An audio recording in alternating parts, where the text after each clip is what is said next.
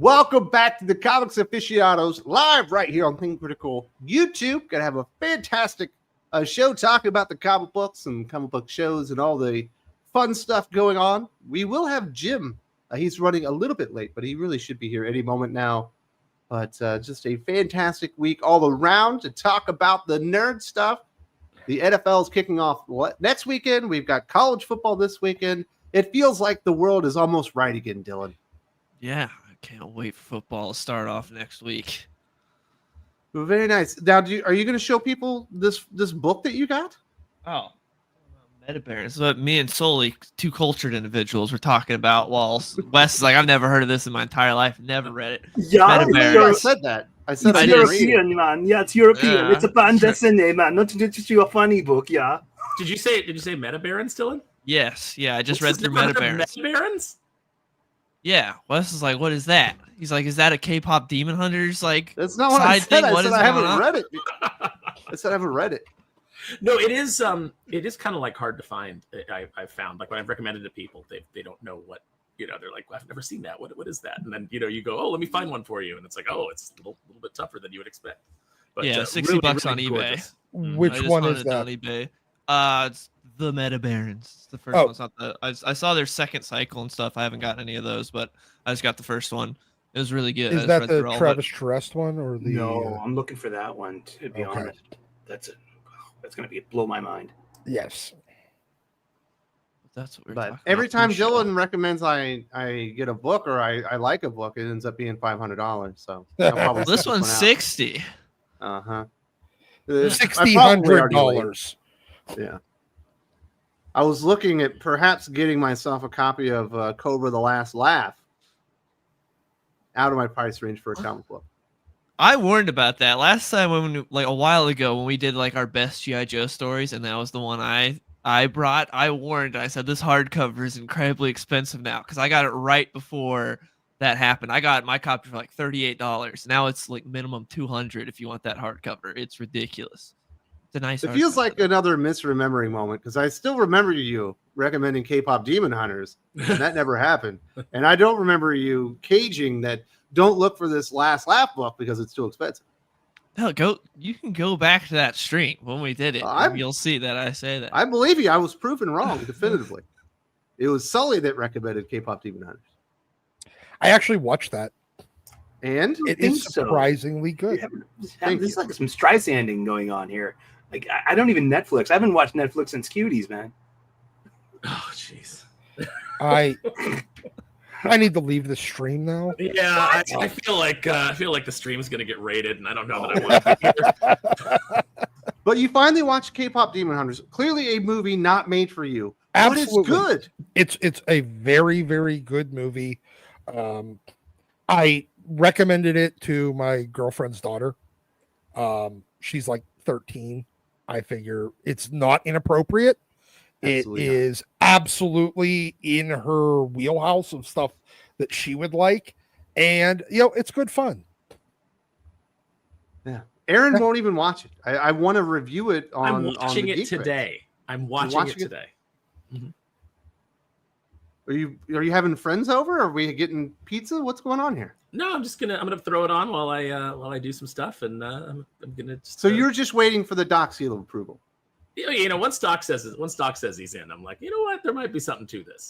Because As I found out, I thought Dylan was on board, but it turns out Dylan did not make that recommendation. This was a false story that you put together. So, Dylan, are you ready to check this show out? No, I still am not going to watch it. I've recommended it.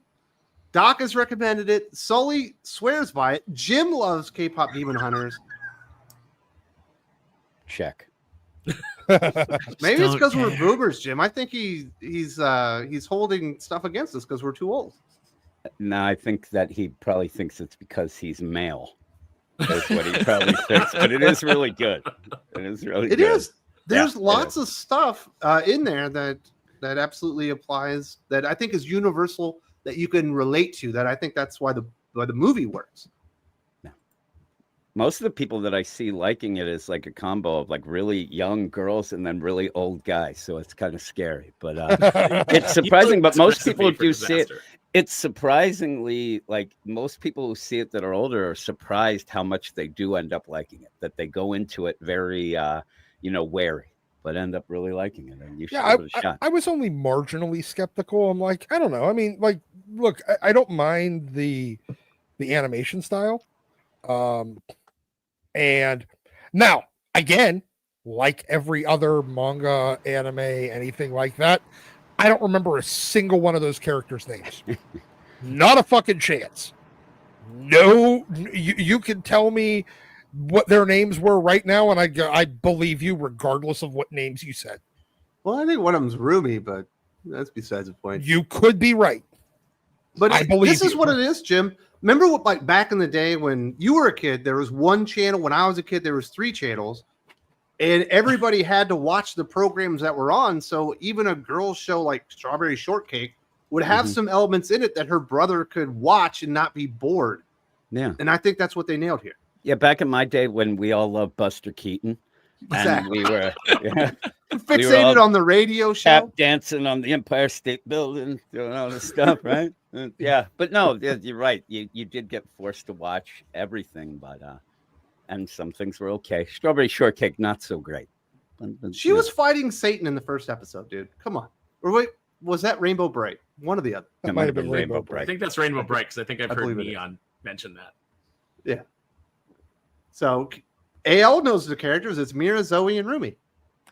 Oh, absolutely. I believe you. Well, there you go.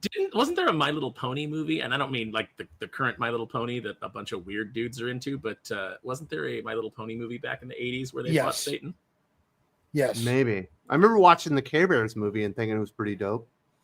I watched the Care Bears movie in like 1988. Yeah. So Jim, you have not been on the channel for a while. Well, at least here on the Aficionados. Obviously, we still do the Hot or Not podcast every week. Yeah. And people are concerned about your well-being. Jim is here. You can hear his voice. He's okay. But you're not great. You had a little bit of an accident.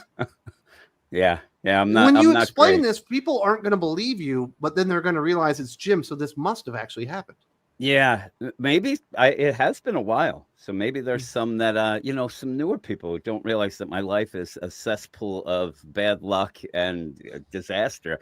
But yeah, my house is being redone by my second oldest son, who doesn't really have a lot of experience with that.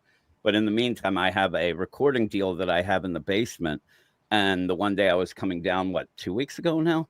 I was coming down into the basement. The stairs collapsed. I fell through, went about 10 to 15 feet, landed up. Well, I hit the front stair because the stair I went through went down, hit the stair ahead of it with my chin, fell backwards, and then landed on the back of my head in the basement on a concrete floor. And got up. My kid was yelling at me that I was being a wimp. And then just went about my daily routine, but have had a headache since then. So.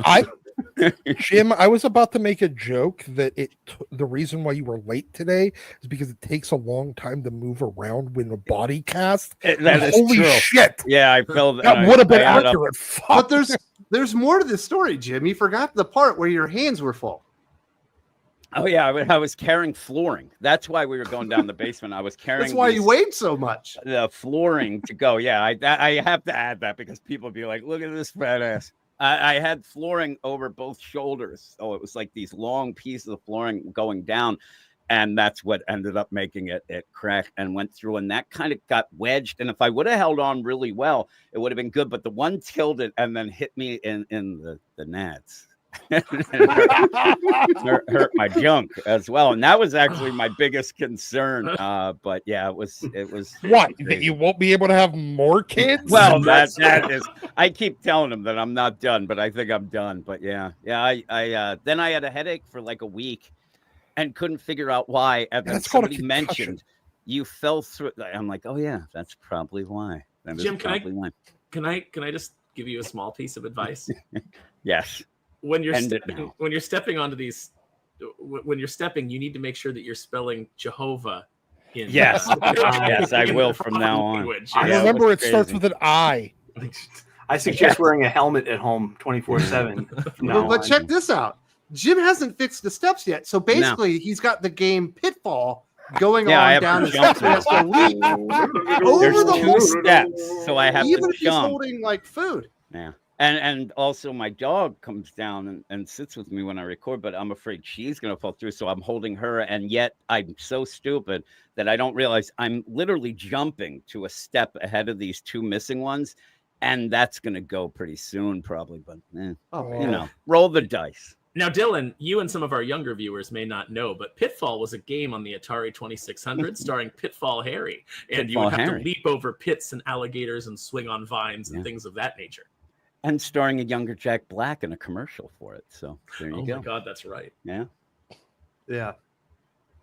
Me personally, if I were in Jim's situation and there was an enormous hole waiting for me to fall through on my steps, I think I would get it when I was looking at my phone, walking up, thinking I was just on normal steps, and then I would absolutely fall to my The weird thing you're saying is going back up is the danger. Going down, you kind of realize, because that's the path I took when it went through. So it's almost like, okay, I'm a little, but when I go to run up, I tend to almost fall in a couple times. So.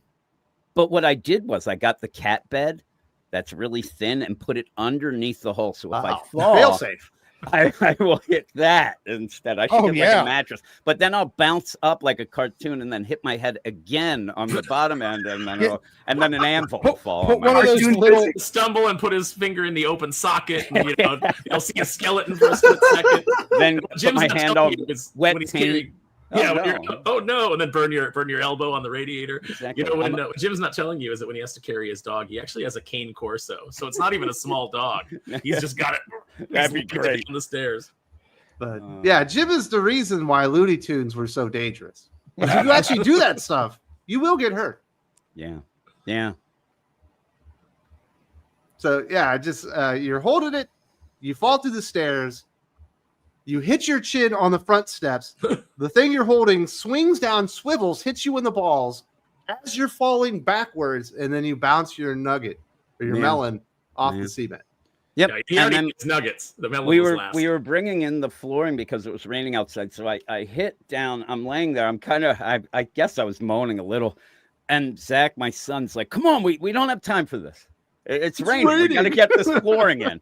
And then when we bring it in, he says, oh, actually, this is all waterproof. Maybe we didn't need to do that, but it was raining. It was raining pretty bad. It was raining really bad. But yeah, we were like desperately trying it. Everything was wet. Was another thing. It wasn't good. It wasn't good.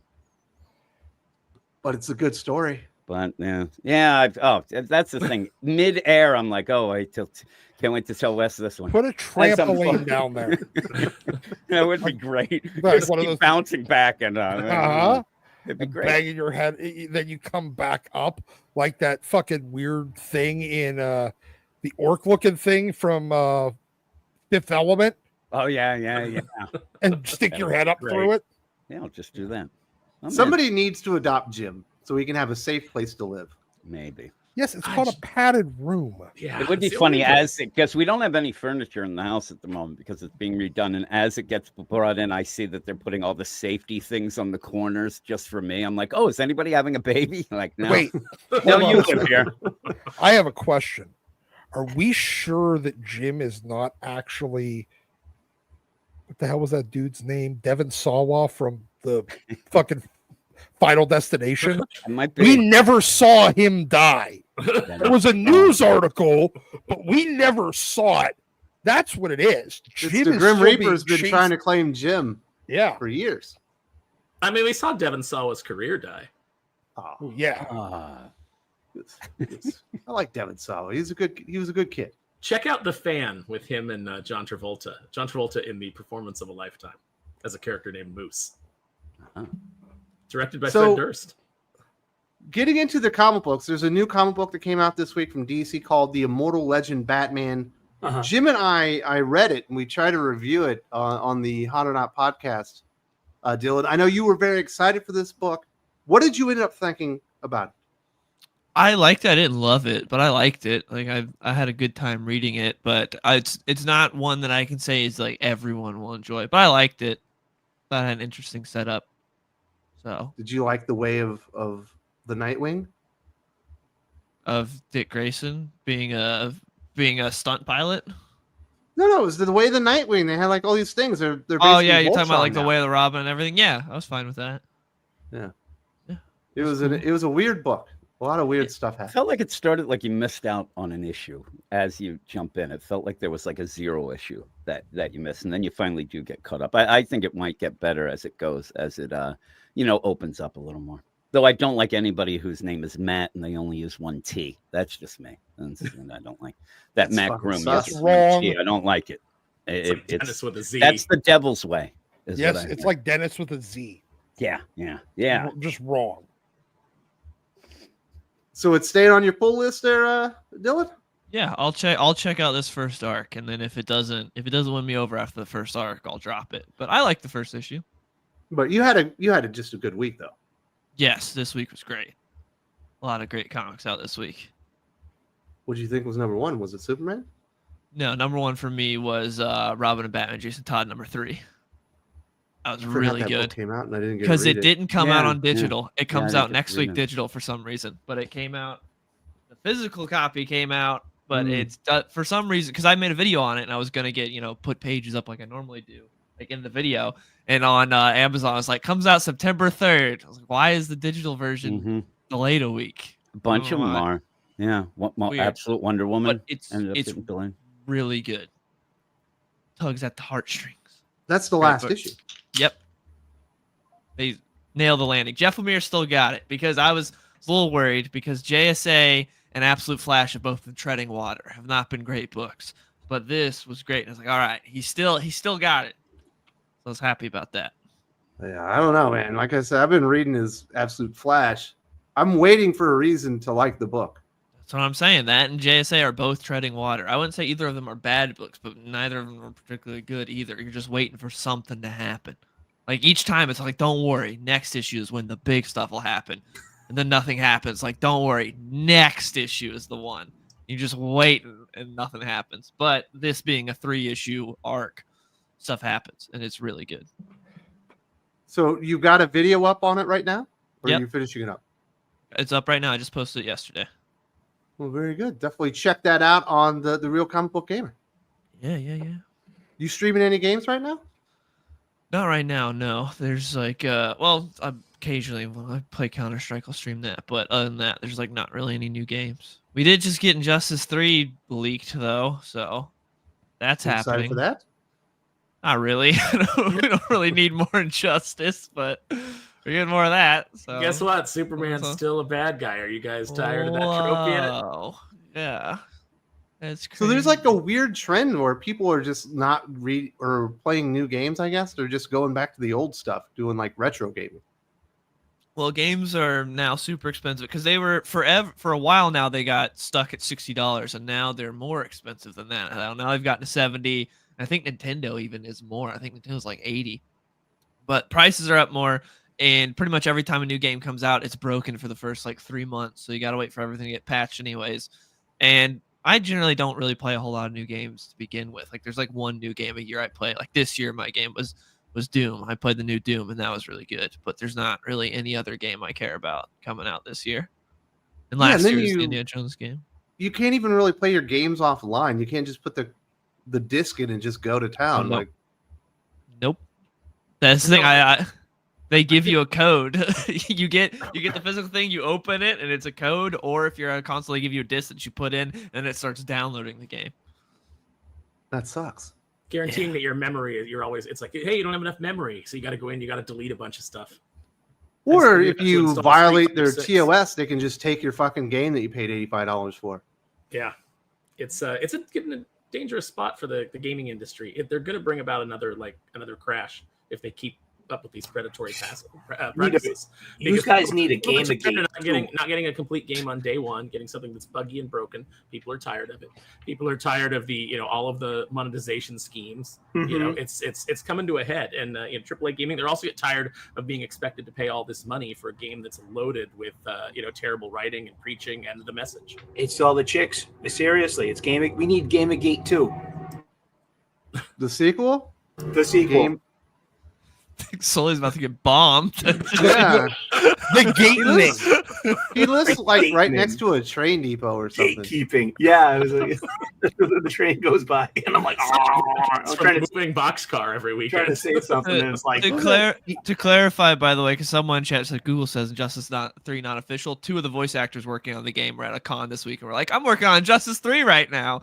So yeah, Phil Lamar and George Newbern both were like, I'm working on Injustice 3. So that's how it got leaked. So nothing official has come out, but 2 of the voice actors that are working on it like leaked it. So Didn't Phil Lamar, wasn't he on The Walking Dead? Wasn't he the guy screaming tainted meat or something? He's a million different voices. He was on Mad TV. Yeah, that's the guy. so Yeah. he got Tainted meat. shot by John Travolta also. oh Yeah. He's So- a really little dude, but he's got like a real big boy voice that he does. Oh. For those guys Hmm. unfamiliar with him, like if, he's John Stewart, right? Green Lantern. Yep. So are you thinking about going back, like all the way back to the Atari and playing a little Pitfall or something, Dylan? No, I don't care about You get to Pitfall. jump on top of alligators. You get to be better than Jim. I have so many games I bought on Steam sales that I have not played. I'm good because you see it, like, oh, this game's $5. This game, even some games are like 70 cents. It's like, ooh, I feel like I'm losing money if I don't get it. Then you get it and it just sits in your library. It's like, But one you saved day- money. You yeah, saved money. Dylan. exactly. It's One like, day when you have a day- gym level accident and you've got, Yes. you're in a cast from the waist down, you'll finally Yeah, have time to I'll- play all those games. I'll probably play through New Vegas again in anticipation for season 2 of Fallout. That's probably my next playthrough. Not the Oregon Trail. No, I did love the Oregon Trail though. Dude, I was playing it, and it's pretty addictive still. Like, it's hard to give it up. Like, you just want to keep going through and winning. Did you name one of the people on their gym just to see the No. Looney Tunes No, win? Right away. it would Yeah. have hit fate. Just I made insane. I made a mistake. I named all of them after my wife and my kids. Ugh. And And you lost them along the way. then you start losing them, and it's a video game, but it kind of still hurts. Like, just- fuck, It just dawned on me that goddamn rubella. Jim lives on the wrong side of the state because Yes. Acme, Pennsylvania is in Western PA. That's what I got to get to. One day Jim's going to catch that damn Roadrunner. I know. Damn it, I will. And Jim, people might not know this, but you have the Dirty Song Empire. You're a record man now. Record man, indeed, getting close to 100,000 subscribers. So hitting it in. Congratulations, dude. Yeah, hitting it in. That should be like a couple weeks from now. I'll hit that unless I get torn down, which they're trying, getting demonetized. It's the life of the dirty song man that you end up, flirting with disaster in that as well. But yeah, it's doing well. Jim, just when YouTube sends you your 100,000 subscriber placard, just don't let it fall on your top of your head. Fall Like, through the don't put it stairs. up. Yeah, just come on, man. Like, No, it's like Jim was concussed by his YouTube. I told my kids I'm making a necklace out of it, and I'm walking around town. Big You're a necklace. dirty song man. You should do something dirty with it. Write a song and make a fucking video. I'm going to be like Mike D and the Beastie Boys. I'm going to be walking around with that thing swinging. It's going to be cool. Jim's gonna write a song about doing it on his YouTube plaque. Exactly. Yeah. Yeah. So I'm being, but yeah, I should get I to, wonder like, if the thing's plastic, because if it's real, you could probably hurt somebody with that, that is true. like a Yeah. weapon. Like myself. But yeah. Yeah, but if you're interested in the dirty songs in the life of a dirty song man, there is a link to video description to Sus Records. Yep. Yeah. Go check it out. They're sus, but sus with class, I would like to say. But Ass with class, more like it. exactly. There's a lot of that. Yeah. Are you going to take me up on my idea that you should be doing things that are like relevant, and you should be doing like a Taylor Swift, Travis Like, Kelce? you're saying engagement that, song? and like I said, the stuff is geared towards being kind of oldie, so it doesn't tend to go. But I might. I have some other things too. I might have to make another channel for some current event stuff. But we did have a song going on the Hot or Not, involving Taylor Swift, Travis Kelce, tight ends, wide receivers. It all works out. It Ooh. writes itself. We are never, Fantastic. ever wearing leather or something. Your friend's dog and my Exactly. friend's dog. Yes. So yeah, it'd be pretty good. And Aaron, obviously, you've got a lot of stuff going on. You've been working on like 5 books right now, or something. Oh yeah, crazy? I've got so much stuff going on. Like my week it's been a great week.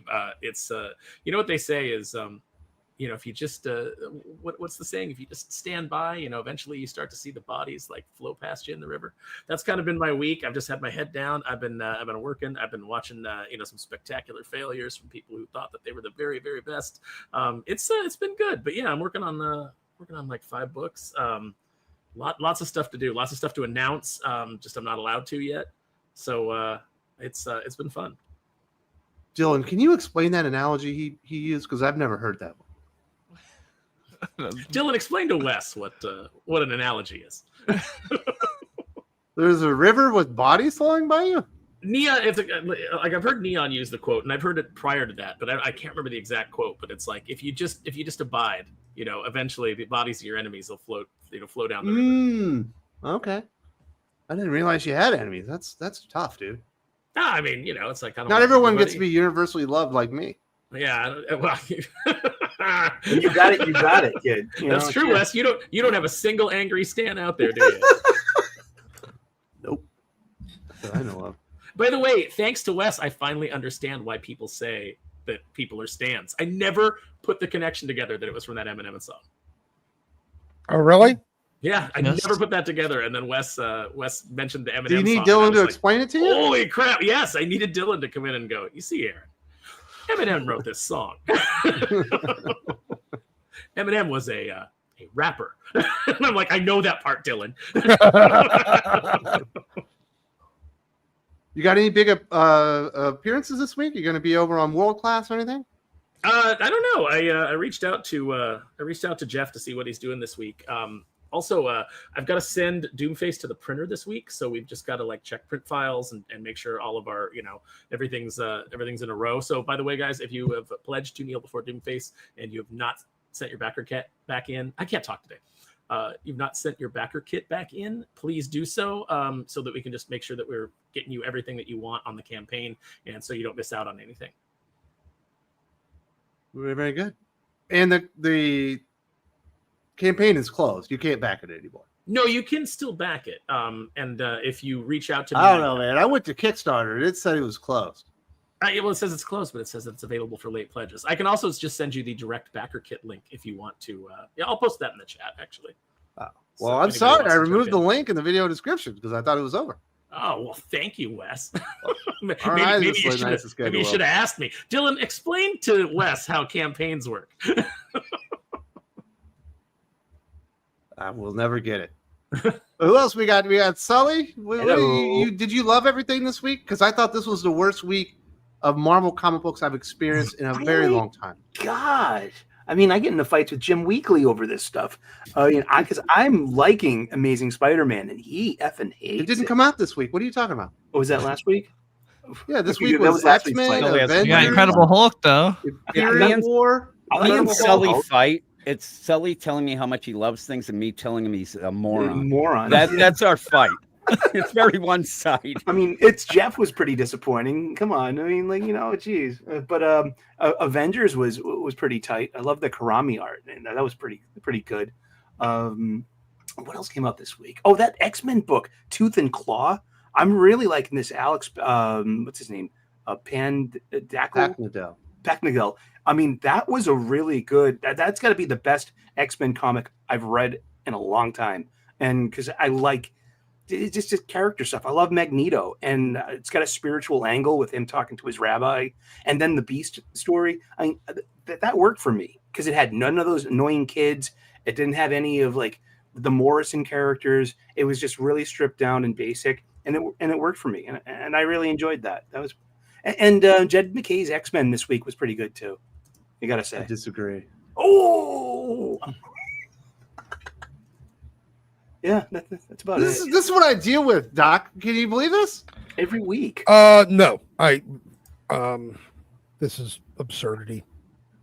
This is why I don't read many new comics. This is why I read 6 comics. Come on, Deadpool Wolverine was good. All right, Aaron, you're speaking for me. People aren't going to know that's Weapon you. X-Men. I know. I forget sometimes.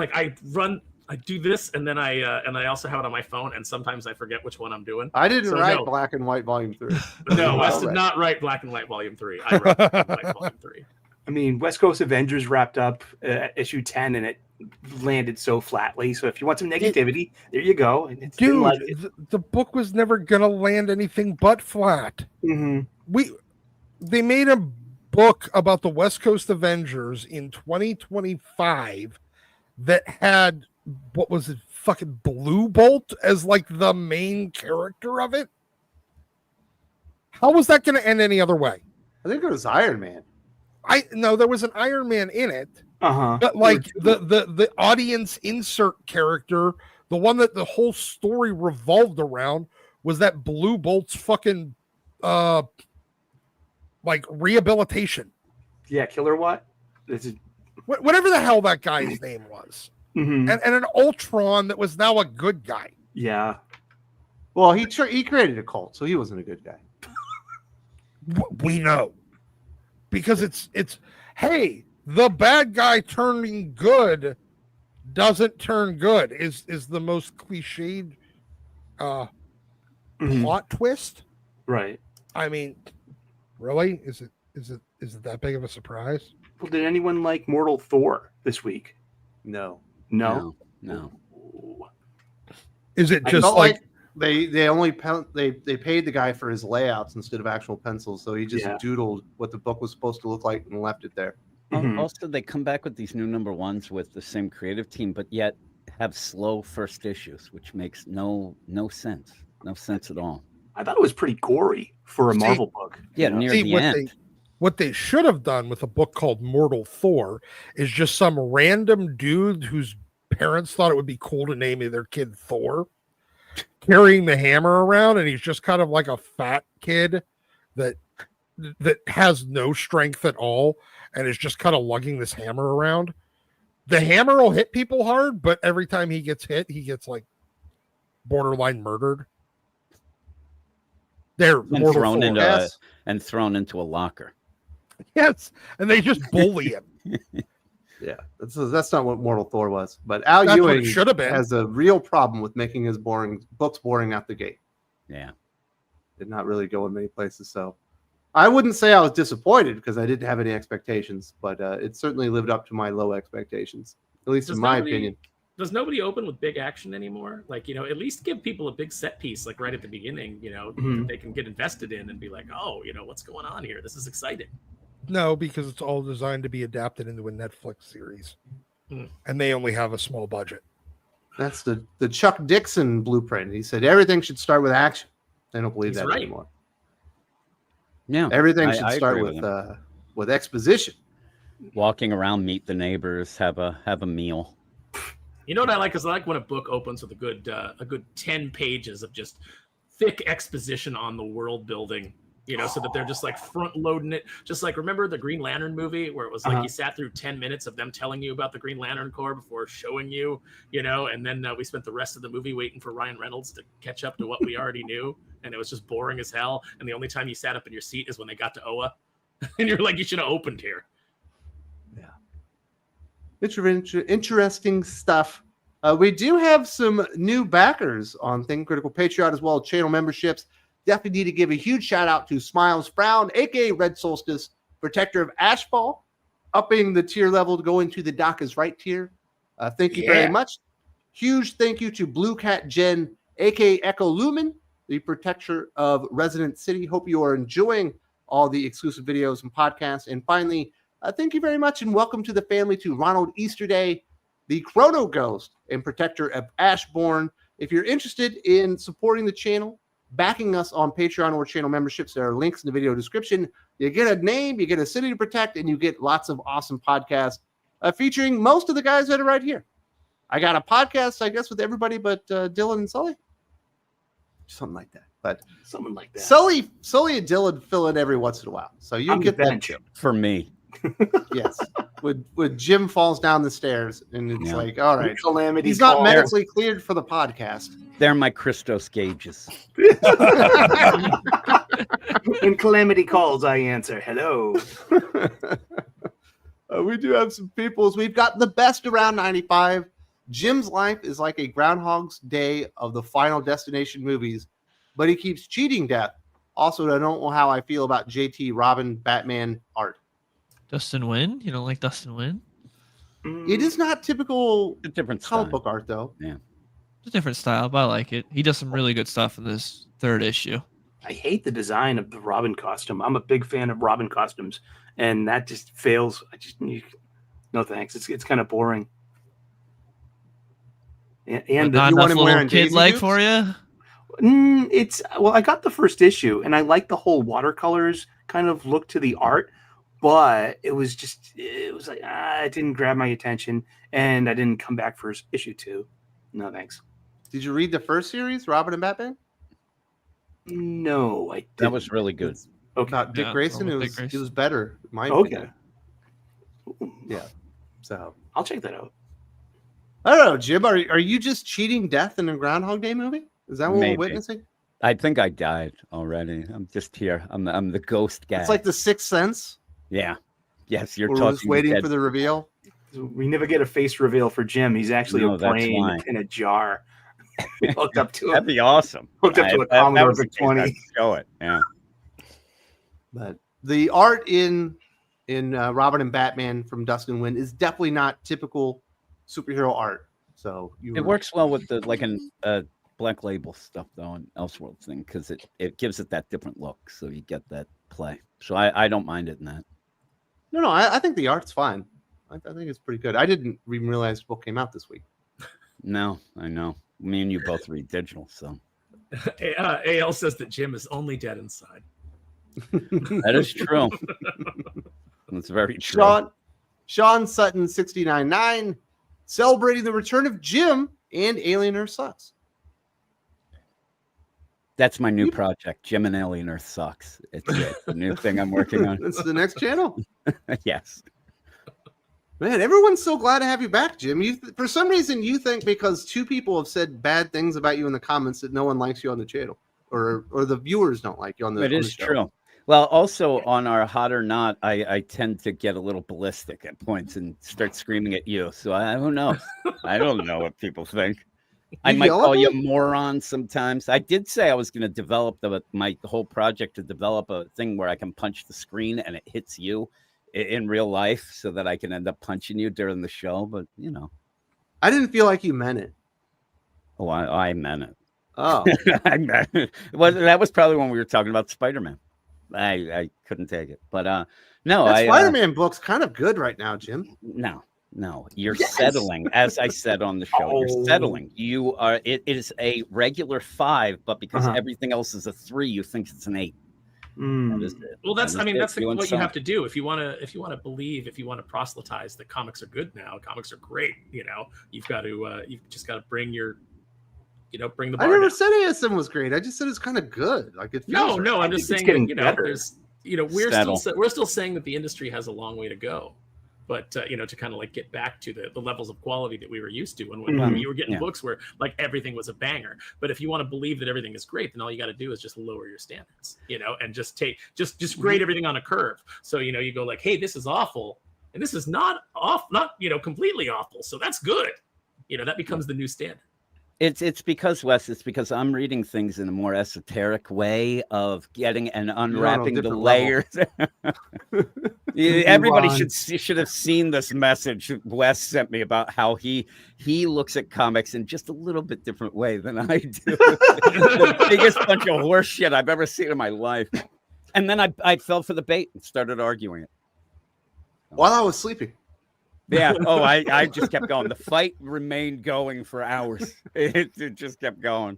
You should know, Jim, that Wes is gonna he's gonna throw out some bait just to get you going. So that I knew that it was the that. show. Yeah, I'm the stupid fish that's just like, oh, I see that hook and I see the worm, and I'm still gonna go for it. I don't care. So this is what happened. Dylan, you read Aquaman the last issue, the really good one where he beats Dagon? Yes. Mm-hmm. I said it was good in social media, and it really offended Jim. And he jumped into my DMs and just started yelling at me.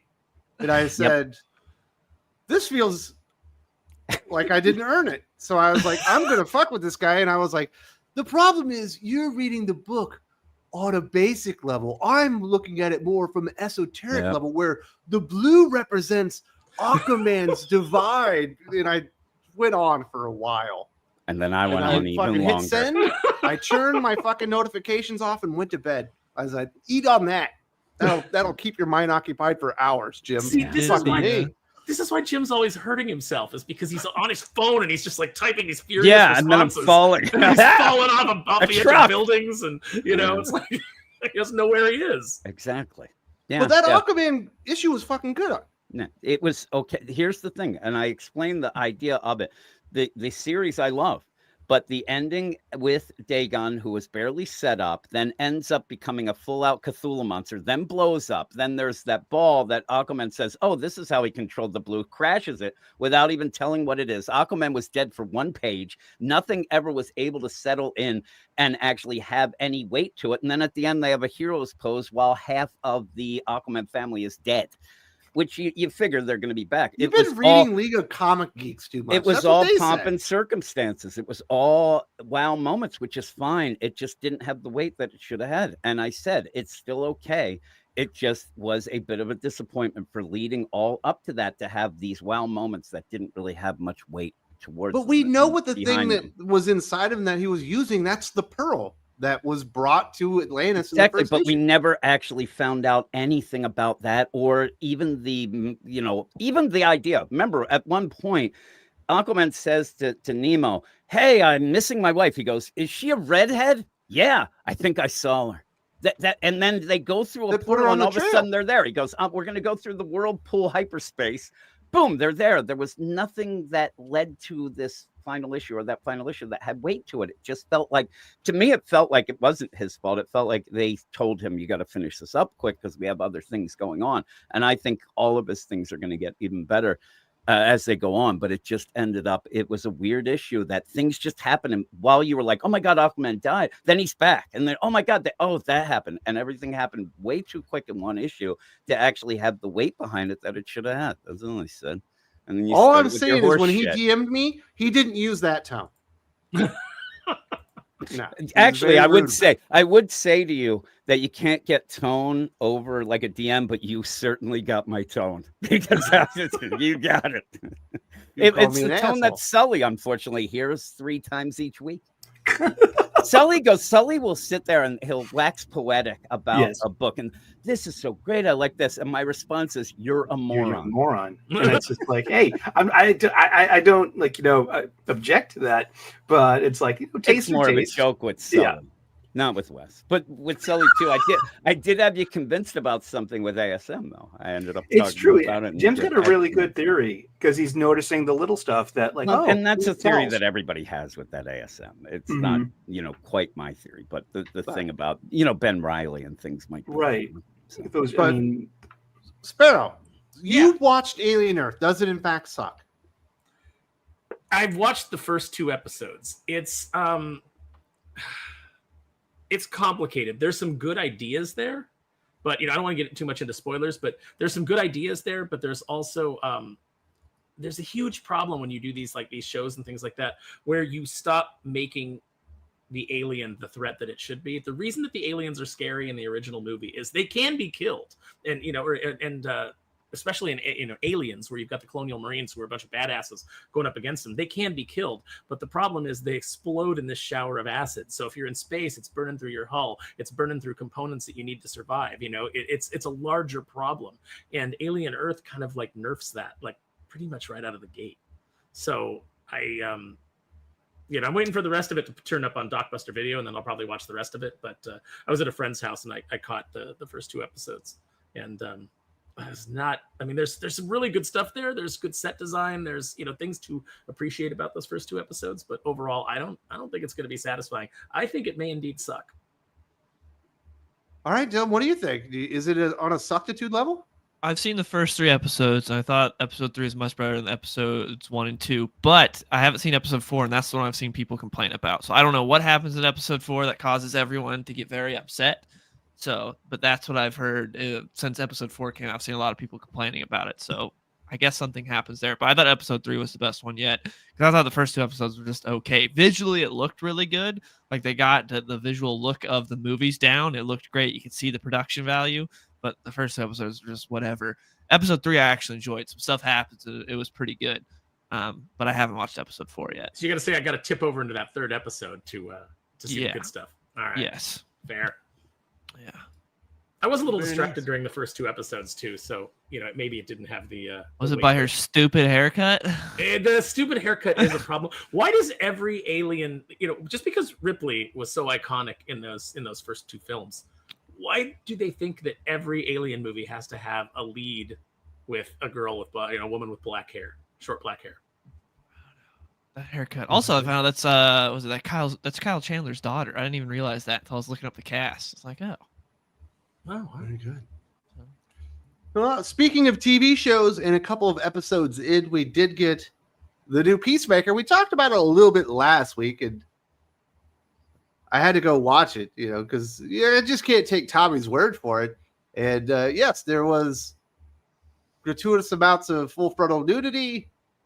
There was also the introduction of a multiverse and a lot of other concepts that I think have been very detrimental to the MCU already being shoved into the DCU all kind of early on. And I don't know, it feels like, Dylan, that this was the 100% wrong follow-up to that Superman movie. Yeah, but it's even more of a wrong fault to do a Clayface horror movie instantly, too. That's going to be in the next one. Seems like they didn't really have all this planned out as far as in the best way for what should be next. And then it'll be Supergirl. It's just... I don't have a problem with all these projects existing. It's just the order in which they did them seems not the best. Because I think all this stuff can exist. I think all these things about Peacemaker shouldn't be in the DCU and all the other things like that are stupid. Because comic books aren't a genre; they're a medium for storytelling. You have all different types of comic books. You have action, you have westerns, you have horror. You have all different types. So anytime it's a comic book movie, it's like, well, that shouldn't tell you what it is because there's all different types of comic books. So there can be a raunchy out there comedy, that's fine, that works, but to do it immediately as the follow-up for Superman seems not the greatest idea. And then to also have a Clayface horror movie and then also a Supergirl movie, when it's like, I don't know if these are things that are really going to kickstart your universe well right after a Superman movie. It doesn't seem like the move to me. When's Lanterns coming out? Do you know? That's next year, isn't it? I don't know when, but sometime next year. And that's another thing where it's like, that's the next one. A Tom King Lanterns TV show. Yeah. Don't forget Tom King and Damon Lindelof. So you get that great 1-2 punch. Yeah. Yeah. And the Lanterns you care about are 60 years old. You got Hal, 60-year-old, and Sinestro, 60 years old. That's 60 be great. 60 is the new 30, man. That's the new leading age for you're the new age for your leading men. If you're Tom Cruise, a bunch of Fantastic Four franchise. Who should we cast as Reed Richards? I don't know. Give me some 50-year-old guy. Anyone will do. Yep. Unless you're Tom Cruise, no. And even he's like, yeah, I'm 60, whatever. I'm Mission Impossible. I think I'm done. It took him till 60 to kind of hit the wall. Like now, when you see him, you're like, yeah, he's starting to show, some age. Although, what a great run he had. My girlfriend and I were watching Dead Reckoning Part 2: Final Reckoning because I refused to change it. And we were going back and forth. She's like, he either is the best plastic surgeon or he eats babies. And I think it's actually, in this case, a bit of both. Definitely the plastic surgeon. He's crazy, yes, but I don't think he's evil. If he's had work done, he's got a good surgeon. Exceptional. I've never seen him in a room with a lot of babies. But yeah, no, I mean, you think he's just cracking them open like Christopher Reeves on South Park and just sucking the right out, the marrow right out? I think that it's a problem having all these 50-somethings as your leads in all these. Yeah. And well, if you're doing an action franchise, you've got 2 choices. You can go to a 50-year-old, actor with a fairly proven track record, or you can go to Australia and find somebody who comes across as tough. Because apparently there's no, I can tell you, there's no men in LA, no actor men in LA that fit the tough mold anymore. So we have to import our tough guys. We need a Wolverine. Who do we get? Hugh Jackman. We need a Thor. Who do we get? Chris Hemsworth. It's really bizarre. Yeah, I mean, when's the last time America provided a new tough guy actor? I mean, I They're all guess too they filled with Vin soy and Diesel, The microplastics. Rock. Frank Grillo.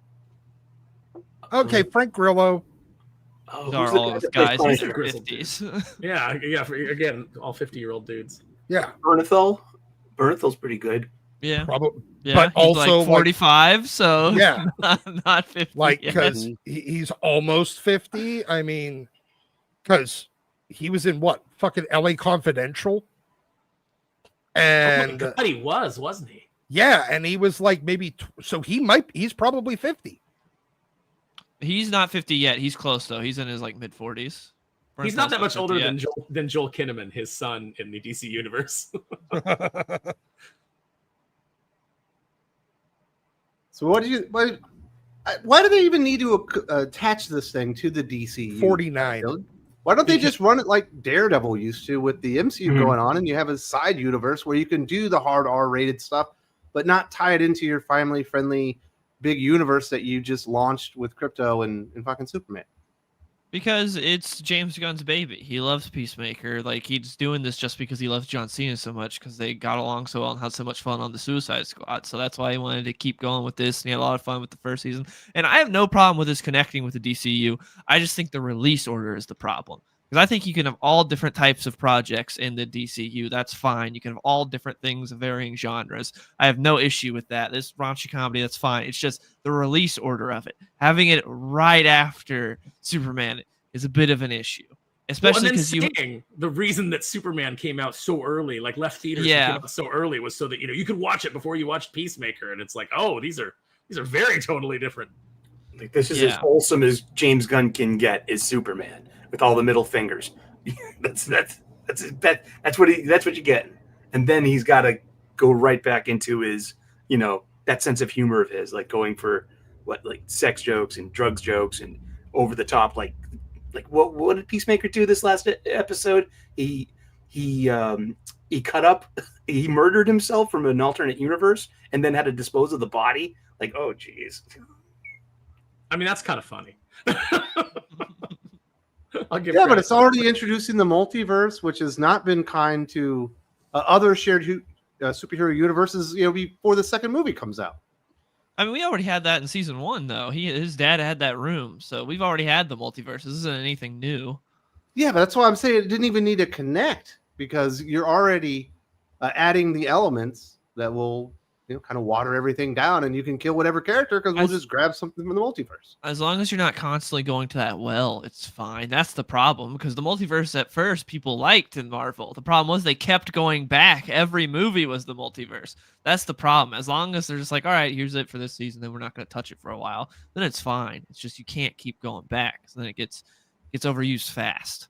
No, it's the multiverse is fun even in comics. Like, remember back in the day, like it was used sparingly. Like you'd get some issues of Excalibur where it's like this alternate universe version of Excalibur shows up from, where, Germany won World War II. And so, it's like, here's Excalibur and they're all Nazis. And you're like, oh, okay, this is interesting. And it's good for that like one-off story. But when you use it so much that it becomes, nothing matters because there's just a universe out there where this didn't happen. This exactly the same, except this didn't happen.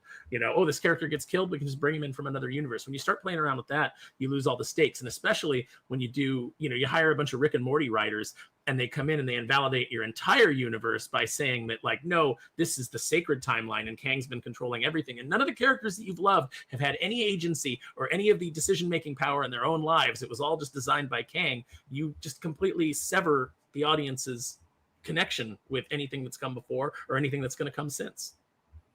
Yeah, but I think they are. Dylan definitely makes a point. I think the ordering of this is all wrong. Following up Superman with a carbon copy Supergirl character that's going to be more edgy because they're going to do Supergirl Woman of Tomorrow, and then following that up with Clayface, and then maybe we'll get a Batman or a Superman 2 type of movie. I think he's doing too many side projects that he's more interested in because he doesn't like the main heroes enough. Yeah, I think that's very fair.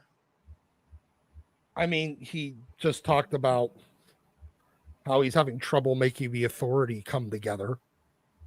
And it's because he picked the wrong fucking way to do it. I saw that tweet, Doc. You were dead on. Like they could have. It's not hard to build this in the way that's going to make a cohesive universe, but they're all wildly overthinking it, and they're doing stuff that, yeah, okay, it's cool, and you're just like trying to get your stuff in. But if your goal is to build something bigger, you can get your stuff in later. Use it as an opportunity. You can still tell a story. You introduce little bits and pieces of the things that are gonna build to something greater, as these B plots, C plots. Like, instead they're just introducing them as Easter eggs. Like Earthwatch. No, it's just Stormwatch. The engineer, except for it's the original engineer's personality in Angie's body, and then they kill her. No, she's still alive. But they fuck her up so bad that she's nowhere near the Angela from the Authority. You don't get that with James Gunn. You never get that with James Gunn. He comes in and he just makes whatever character, whatever it is he wants, because this show, this isn't Peacemaker from the comics. It's not Vigilante from the comics. It's James Gunn just taking, the image of that character and then writing a character and just slapping them onto it. Yeah. And we're all kind of like used to that by now, but yeah, that's why you didn't get a good engineer. You didn't get that set up really well, because this whole universe feels like they're going in slapdash. And I don't think that you need to, immediately come out of the gate and make everything have a connection. But, it is connected when you take the characters from Superman and you put them in your Peacemaker show. You are drawing that, it's like, oh, I'm building this universe, but you're building a very tonally inconsistent universe at launch. You usually got to get like a little bit in there before you start playing with the formula. Yeah. And all you have to do, but it requires a degree of patience and adding things as they fit in order to get to the thing you really want to get to. But no, they're just forcing everything together.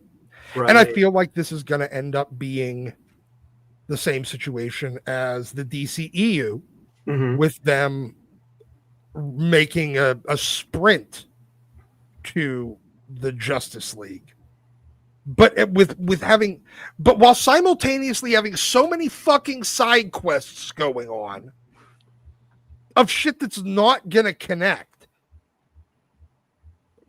Are you building a connected universe or not?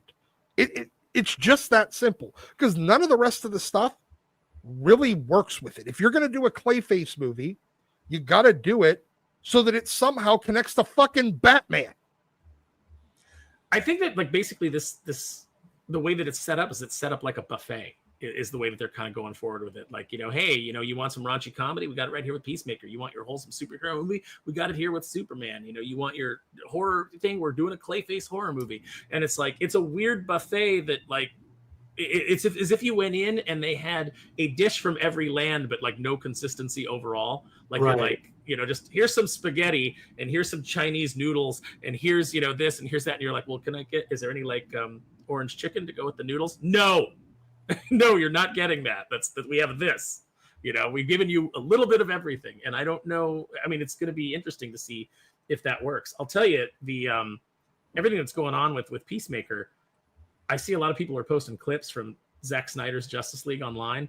And every time I see the Steppenwolf, Desaad, Darkseid stuff, I'm like, yeah, I do kind of wish I got to see some of that. Even though I didn't love the Snyderverse and I did like his version of Justice League much more than the theatrical Justice League version. But every time I see the Darkseid stuff, I'm like, I do wish we'd seen some of that. I didn't want to see the nightmare world that they were building in those films. Didn't have any interest in that, but I always like seeing Darkseid. And he put Granny Goodness in a movie, for God's sake. I like different genres, and I think that's one of the original strengths of some of these other multiverse movies. But I think it's weird when you have a genre that's or a genre film that ties directly into something that's like NC-17. Yeah, it's like these things don't really coalesce. So I think you can have your, edge pushing, maybe more raunchy type comedy, which I think Peacemaker season 1 pushed the envelope well far enough. but he's definitely made it a goal, it appears, Dylan, to just try and see how far he can push it.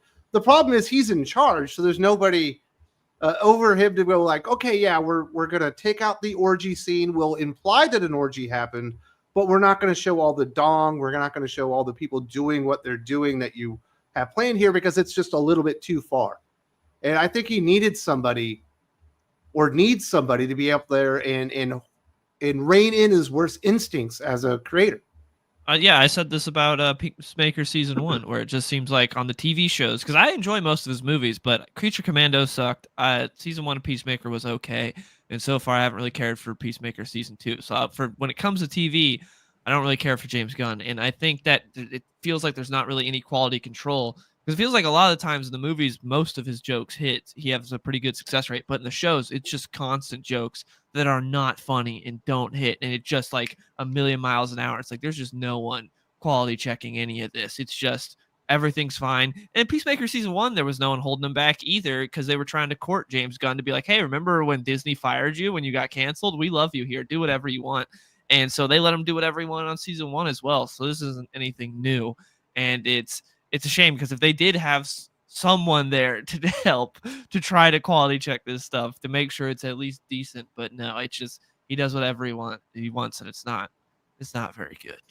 Because there are a few funny jokes in there, but like you said, they're so rapid fire and there's so many of them, you can't even enjoy the joke because you're on to the next bad one. Yeah. And James Gunn could do funny stuff, because a lot of stuff in the movies are funny. It's just the shows are just not it. I don't know. I'm not feeling like we're going to end up getting this 10-year plan. You know what I mean?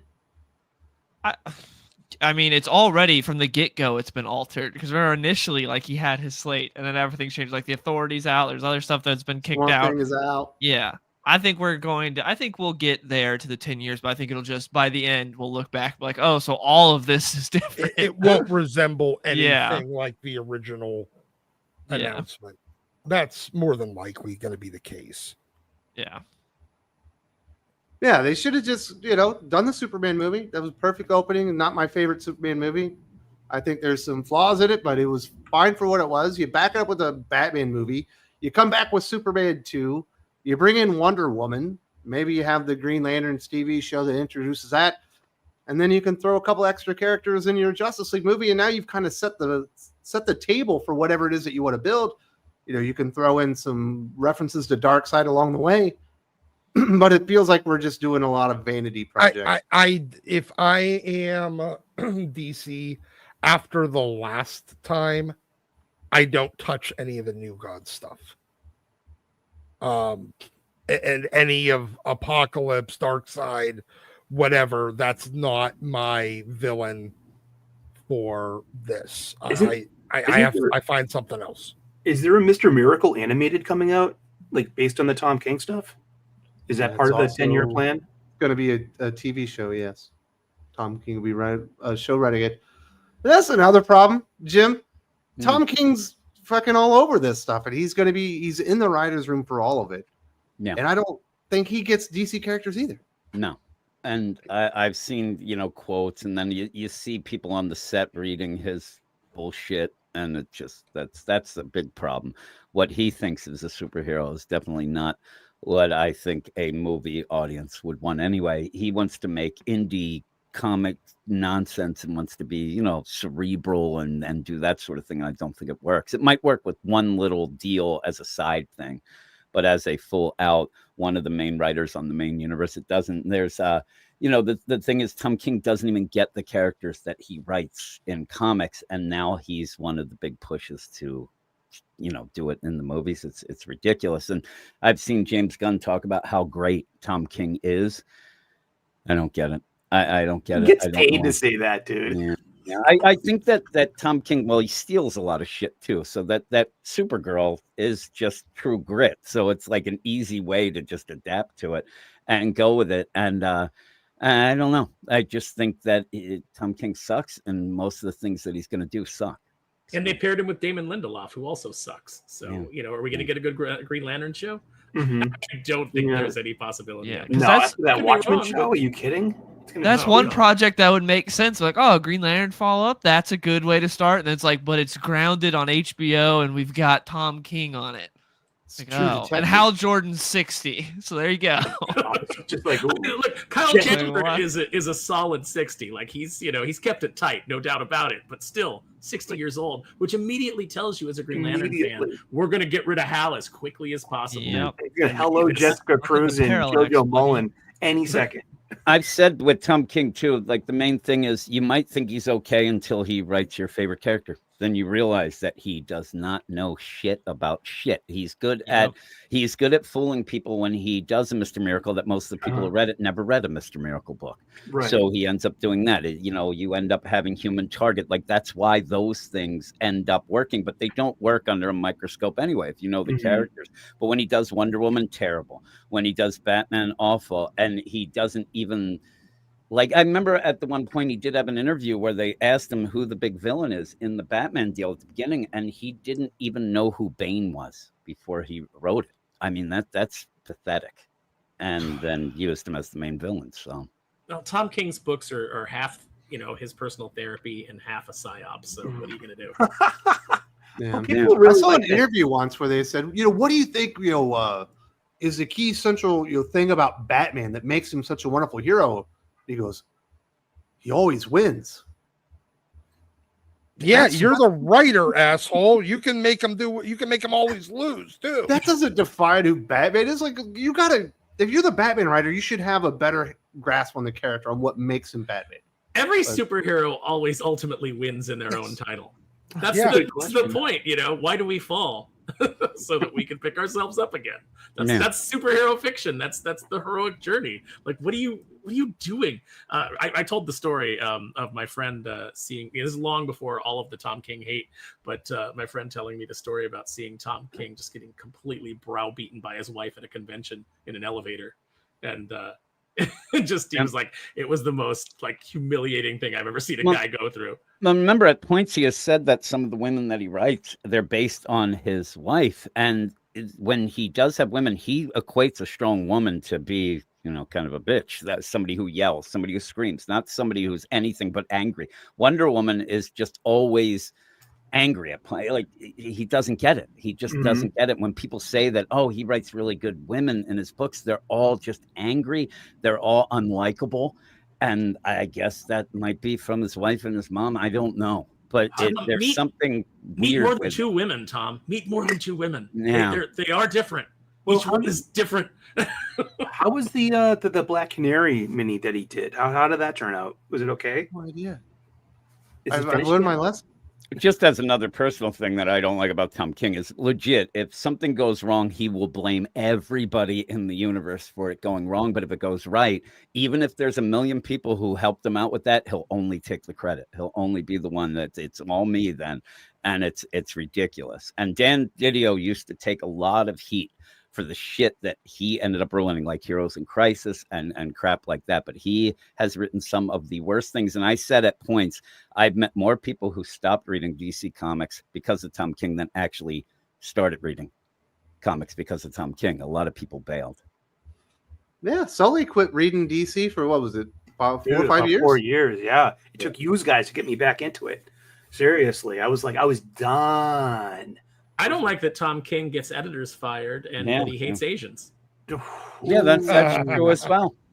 And lies about everything. And I mean, when he ended up having... He's from the CIA, Jim. You're not going to get Yeah, that's true. Well, and you see it when he gets on, when he started the Batman, he used catchphrases. He used pretty much a lot of mind control things to keep pushing that. Well, I'm going to write a human Batman. This is the man. And then all of a sudden, the people who followed him just started saying it verbatim of everything to explain all of his bullshit. But even when he went to that convention after the failed wedding and he had his bodyguard, that wasn't a bodyguard. That was a guy that he knew that actually runs conventions in Canada. That was all just photo ops. Remember when he did that, and there were probably some threats and things like that. I'm not saying that's a lie, but when he did it, it became selfies with that guy the whole weekend. It didn't seem like he was real concerned about anything but making jokes and taking selfies. And that guy was not a legit bodyguard. It was a friend of his. It's ridiculous. They asked Jim Lee at one point. Jim Lee had no idea about any sort of bodyguard or whatnot. And then that kind of got pushed aside. But he is a lying sack of crap. That's what he is. Well, and he's James Gunn's bromance when it comes to comic book writers. Mm-hmm. Well, he was in the CIA. He probably has some. He probably has a file on James Gunn. Ooh, No idea. I think you nailed it. I'm interested. I'm not watching Peacemaker. Pacemaker.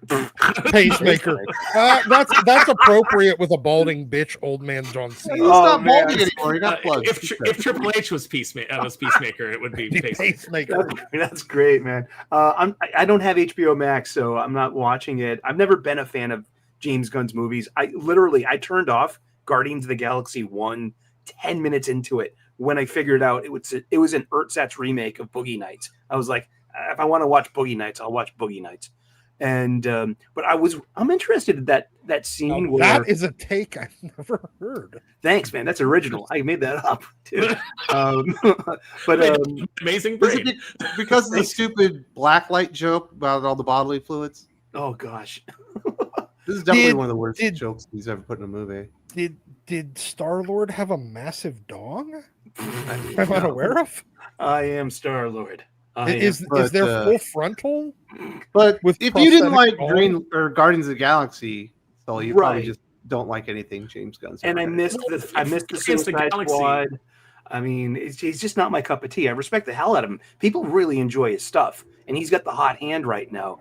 One thing I was interested in is the redaction of Snyder's Justice League, substitute in the Justice Gang. That happened, like in the show? Yes. Really? That's interesting. Because I would like to see, like, as a fan, I want to see that happen again, and then put in, like, Christopher Reeve, like, Linda Carter and Adam West in the background, and just have it be, like, maybe a crisis motif. Give it some red skies. And, like, that would make it a little fun. Well, that's what I've always said, right? Is that Snyder's universe felt like they were setting up the Justice Lords. And if you looked at it from that perspective, Snyder's universe could have worked. If they saw that, hey, Snyder's DC, it's too dark, it's too gritty, people aren't really digging it, and then they had just kind of like pivoted and like introduced Henry Cavill as Superman from another universe. That's like, no, this is the real Superman from the real universe, and pivoted to that and had a big showdown with the Injustice Lords, with the Justice Lords. It might have worked out. Yeah, we're well past that though. But so you haven't seen Superman yet? I haven't seen Superman yet. It's still at the movie theater, and I'm tempted. I'll put it that way. I'll give it that much. Maybe I gotta get Sully on the Dockbuster video. Ooh, yes, please. Because like I said, like a couple of months ago, we were talking about when it was coming out, and I was really excited because of the dog. Because I really love dogs. I love pets. And you like the movie. And I really wanted to see it just for crypto. But then came that whole kind of like, then came the outrage cycle of like, where's the American way? And what is this human way stuff? And like, it just kind of. You never say human way in the fucking movie. That's good. Yeah, that was only on a toy. Yeah. Yeah. I just thought the little like social media clips they were putting out were too goofy. But you might like Superman. It felt like they were giving you clips from seasons of a show. Uh-huh. When I went into the film, I was like, I've seen way more clips than I wanted to see, and none of them like really feel connected. And then when I saw the movie, I was like, it does still feel like kind of disjointed. But I've said if they would have kept like the original framing that I heard was in the movie, where it was like you had the placards come up that was like Monday, Tuesday, Wednesday, and it was like kind of like this is a week in Superman's life. I think it might have come across a little bit better and felt like it just was a more cohesive whole. But who knows?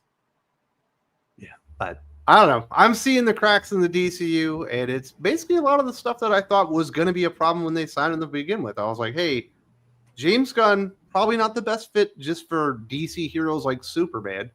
And he did deliver a pretty decent Superman movie, but he's still got to pull off the entire universe, and it doesn't. I don't know. I'm getting very, very bad vibes, and it's being backed up by what I'm seeing, what I'm doing. So let's hear for the peoples and say hello to Perch. Apparently he's dropping in. Hopefully we'll have Perch on the channel here real soon. We've got HH and the gang from Sigma Comics. Shout out to Thinking Critical team from Gotham City. Taking a break, but reminding you to support Thinking Critical today. Hit like, subscribe, and grab some comics on our site. Absolutely. Definitely go check out Sigma Comics and get you some Here Comes Calico. Yeah. Man. Gotham City must be very exciting. Hopefully you're not getting mugged right now. or heard that place is shot at. dangerous. It's Chicago. Or voting for a socialist mayor. Oh my goodness. You guys, you always got to take things too far. Sorry about that. I'm wicked serious. Mike Ortego, DCU should do what the animated movies used to do. Don't worry about a shared universe and actually base them directly on graphic novels. I mean, maybe there was a lot of, I mean, well, it depends on which animated The movie. DCAU is all connected. Yeah, like It's all Justice League based on New Unlimited 52 was stories. all. Yeah, but Yeah. they butchered a lot of those. They didn't like Court of Owls, Push one of the things best. into They it. didn't even try. Oh my god, Yeah, Hush. that was- Hush is Hush was awful. Awful. Yeah. Prior to all Halloween that, isn't great. prior to the New 52 stuff, they did some really good adaptations. Like Under the Red Hood was great. Year Yeah. One was really good. Like they did some cool stuff where they actually tried to adapt the comics. And then with the New 52 stuff, they're like, we'll be inspired by it, but Yeah, we're not really I adapting thought- anything. Here's the death of Superman with like none of the weight of that Yeah, story. and so the New 52. Yeah. I loved the Flashpoint Paradox animated. I thought it was Flashpoint better Paradox than the was good. book. That was wild. Like watching like Aquaman and stuff, just murdering kids and stuff. Crazy. But they've had a shared, connected animated universe and pulled it off to a certain degree. Do you think that would be a better approach, Dylan, to not try and do the shared universe where you build up to a Justice League? Just fucking do the graphic novels and do a Justice League movie. They don't all have to connect to something. I mean, that's kind of what not doing it with graphic novels. That's kind of what James Gunn said, where he's like, we're just going to throw a bunch of pieces out there. We're not necessarily doing like the MCU and building up to a story, to a Justice League. He said their goal was they're just going to like throw a bunch of movies out there and then eventually they'll get there, but they're not trying to do like MCU did with like, phase 1 and 2. But yeah, I mean, I'd be I fine think with they doing should base some them on more graphic adaptations. novels and stories, though. That not would be cool. Inspired by. That would be cool, but that's not going to happen, That's never going to happen. That's They- not they- Hollywood because everybody Yeah. comes in and wants to. I'm going to put my mark on this. That's nobody ever wants to just come in and Speaking of, a comic that came out this week just covered that, which is Ed Brubaker and Sean Phillips, The Knives. It's a guy that wrote a comic strip goes to Hollywood because it gets optioned for a TV show, like straight to series. And he wrote a comic strip, and the first guy he meets is like, I loved your graphic novel. And in the speech bubble, the writer's like, graphic novel? Because he wrote a comic strip. It's like a goofy little comic strip. He's like, what? Everyone's like, this graphic novel is amazing. And then when he goes to the writer's room, they changed every single thing about it. And he's like, why did they even choose to adapt my comic strip? There's nothing here from my comic strip. So it's great. But yeah, just that was relevant to what we were talking about. That was there, but probably his experience on the first time around when they tried to do Criminal like years ago. that's what he talks about at the very end. He has an afterward, and he talks about how like in the early 2000s when he was working in Hollywood, he went through a very similar experience to what he portrays in the book. But yeah, we're not going to get straight up adaptations in Hollywood. It's not going to happen. The best you could hope for is like Winter Soldier, where it's like loosely inspired by, but not really an adaptation. A lot of Marvel phases 1 through 3 were loosely inspired by, but they kept the important bits. Yeah. And that's the best you can hope for. Jimmy Palmiotti was just talking about this, about how many scripts he's written for Hollywood. And he goes, and then everybody's like, yeah, great. We really love your script. It's really great. Now I'm going to give it to my cousin to do a rewrite. It's like, that's just Hollywood. I mean, we're never going to get, I think we're just way past the point of getting like really good adaptations. Well, that's because their fucking egos won't let it. Well, God yeah, and plus forbid. you got to get as many people on it as possible. You got to have that bloat so that it just takes up the budget, more and more of the budget, and that's why things are like, hey, how much this movie cost? $300 million before marketing, but we got a $50 million tax credit, so it only costs $250 million. Kalichi Oki says Eric July called this. He's not a comic book guy. If your character doesn't reach a certain threshold of popularity, he does whatever he wants with it. That's certainly been James Gunn's MO, and I think that's why he probably works better on Guardians and maybe having fun with Peacemaker, because there aren't big enough really fan bases where It's you can kind of exactly just do what it. Tom King does. So Right, they work well where you can together. do it. In the C-listers, like in Suicide Squad, who was the breakout character? It was Polka Dot Man, and Peacemaker, got a I great guess. design. Yeah, I'd say Peacemaker and Bloodsport were the breakout characters. So that's what I heard everyone talking about after that movie, not Polka Dot Man. Really? I was talking about Yeah. Polka Dot Man. I couldn't believe they made it work. Yeah. Yeah, I heard a lot of stuff about Polka Dot Man, and then I heard, of course, people like King Shark was funny. So all I hear right now is everyone wants Bloodsport back. Completely changed him. Yeah, because they just made him Deadshot again. Yep. Yeah, basically. But I mean, look, don't cast Will Smith in your movie. He's not coming back. You know, even as desperate as his career is right now, you know, he's still going to think that he needs to make $20 million on a movie. You know, and it's like we're way past that point with you, Will Smith. You know, you need to adjust, you know, to the market conditions of your value. It's okay. He's AI generating videos of his tour, his music tour right now. Is that true? I'm pretty sure. Like the he's doing AI generated videos of crowds at his shows. Yeah. that is the rumor that I saw. He says it's why he feels more comfortable with Guardians and Peacemaker, but struggles to deliver a remotely decent Superman movie. He's not qualified to run DC. See, I did not mind this Superman movie. I thought it was pretty okay. I mean, Superman movie was good. If you look at it with a very critical eye, yes, there's so many things you could tear apart in this movie. Yeah, you started out with Superman was undefeated until 5 minutes before this movie started, and then he didn't win a fight again. What do you mean? God.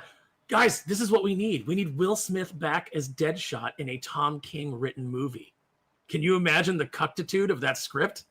Oh, can you Those imagine? two together? Oh. Yeah, he would probably even he'd get him together with Margot Robbie again? No. This time it would be oh God, what character did Jada Pinkett play on fucking Fish Gotham? Mooney. Fish Mooney. Yeah, the worst character in. I forgot all about that even existing. He was You're awful. welcome. Man. He was really bad. Deadshot Fish Mooney. But Dylan, when you were watching Superman and he gets revealed who Ultraman is, you didn't feel like he was like beating up a special needs Kryptonian to you? No. Have you seen him fight Bizarro before? That wasn't Bizarro. If he had Bizarro makeup on, it would have probably felt like he was Basically fighting Bizarro. Bizarro. Well, No, Bizarro, he was he's talked like about how so he's good. arguably Special more needs. powerful than Superman. Exactly, because he had And our he was, strength. And he was, yeah. So I would not say no. It didn't feel like he's That's beating what up I a thought. special I needs was like, person. No. it feels like he's beating up a special needs. he's Kryptonian here. No. He's third strength Superman. Yes, he had the R strength going on. I don't know.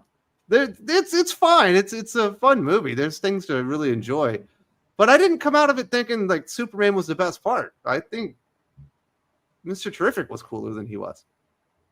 No, I thought Superman and Lex were definitely the best part of that movie. Lex is probably the best part. You're right on that one, but What about I Guy? was like, Guy's fine. My kid loved him because he flipped everybody off with his big green hands.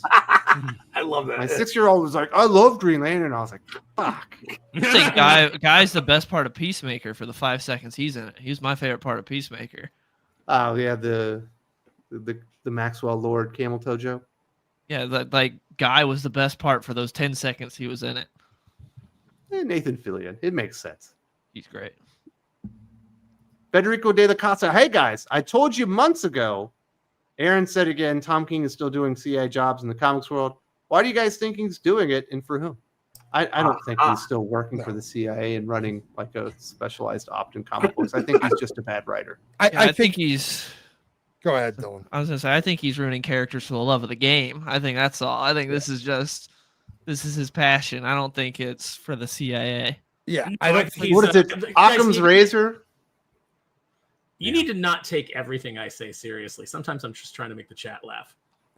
also, so he's not doing it for the CIA. He's not being directed, but the CIA and his time there shaped his thinking and worldview.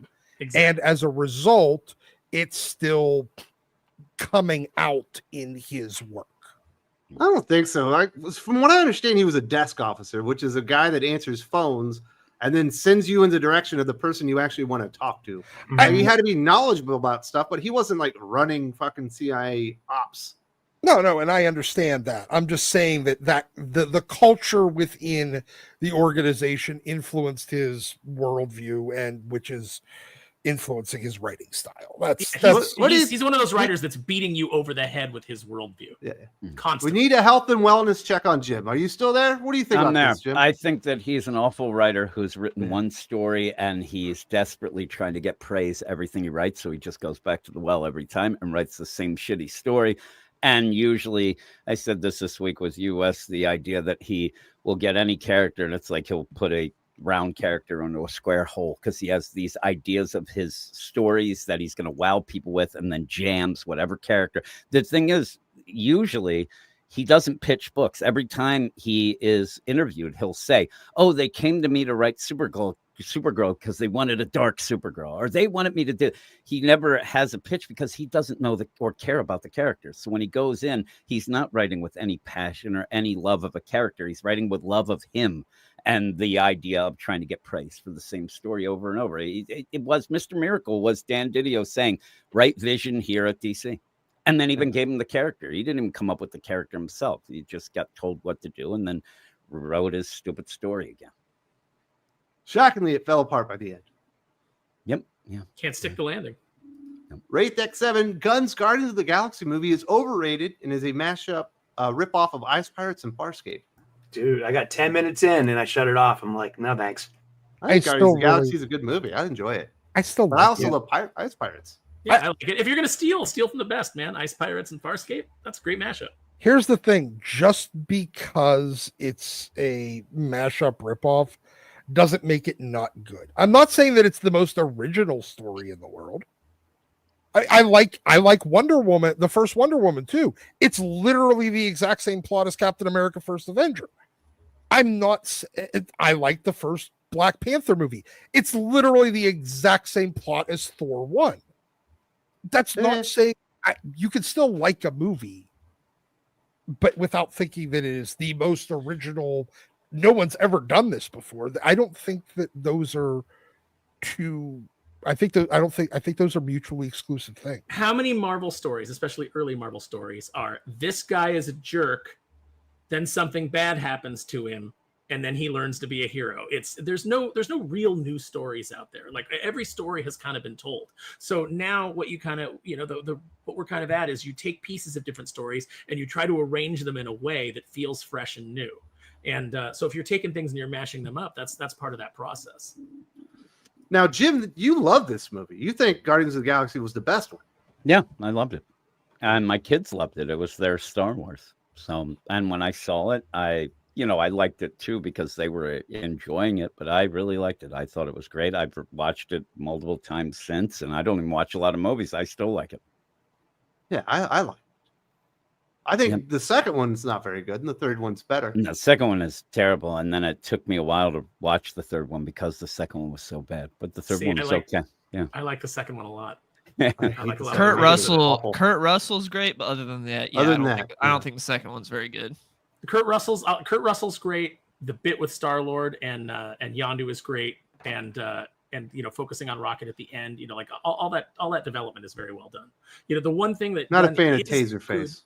No, that like wore itself out, and the Baby Groot stuff wore itself out really quickly. But the one thing that I think Gunn is really good at, despite him having like these proclivities and these these things that he goes into where it's just like, man, this is too much, is I think that when it comes time to like deliver some heart between some characters, he is really good at like nailing that. Yeah. And so there's the best thing. Yeah, it's the best thing that character moments. Mm-hmm. But I hate the Sovereign. They did it all wrong. Well, again, it's because he doesn't use the characters. He just takes something and he puts it over what he wants to do. Yeah, Adam Warlock was so wasted. Bad choice. Wayne Tech 10 says, I saw Superman for free and I was overcharged. Oh, it's better than that. The Superman was fine. I watched it with my boys. They thought it was all right. They didn't love it like I thought maybe they would. They love the dog is what they love. Yeah, everybody loves the dog. But the dog. I'm not gonna crap all over Superman. It's a perfectly decent movie. I don't love it like Superman 2, but it's still pretty decent. What do you think, Dylan? Is it better than Man of Steel?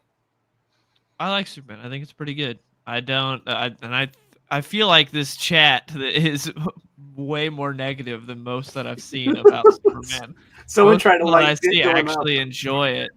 But like even if you look at like the Rotten Tomatoes, it's like 90% audience, 83% critics. Like most people enjoyed the movie, and I know in my review, most people that I had in my audience enjoyed the movie. I thought it was pretty good, and I feel like it didn't have the problems that most Gunn movies do, because the thing is, like the thing that we talked about, he likes to take these lesser known characters and completely change them because he feels like he has like carte blanche to do whatever he wants.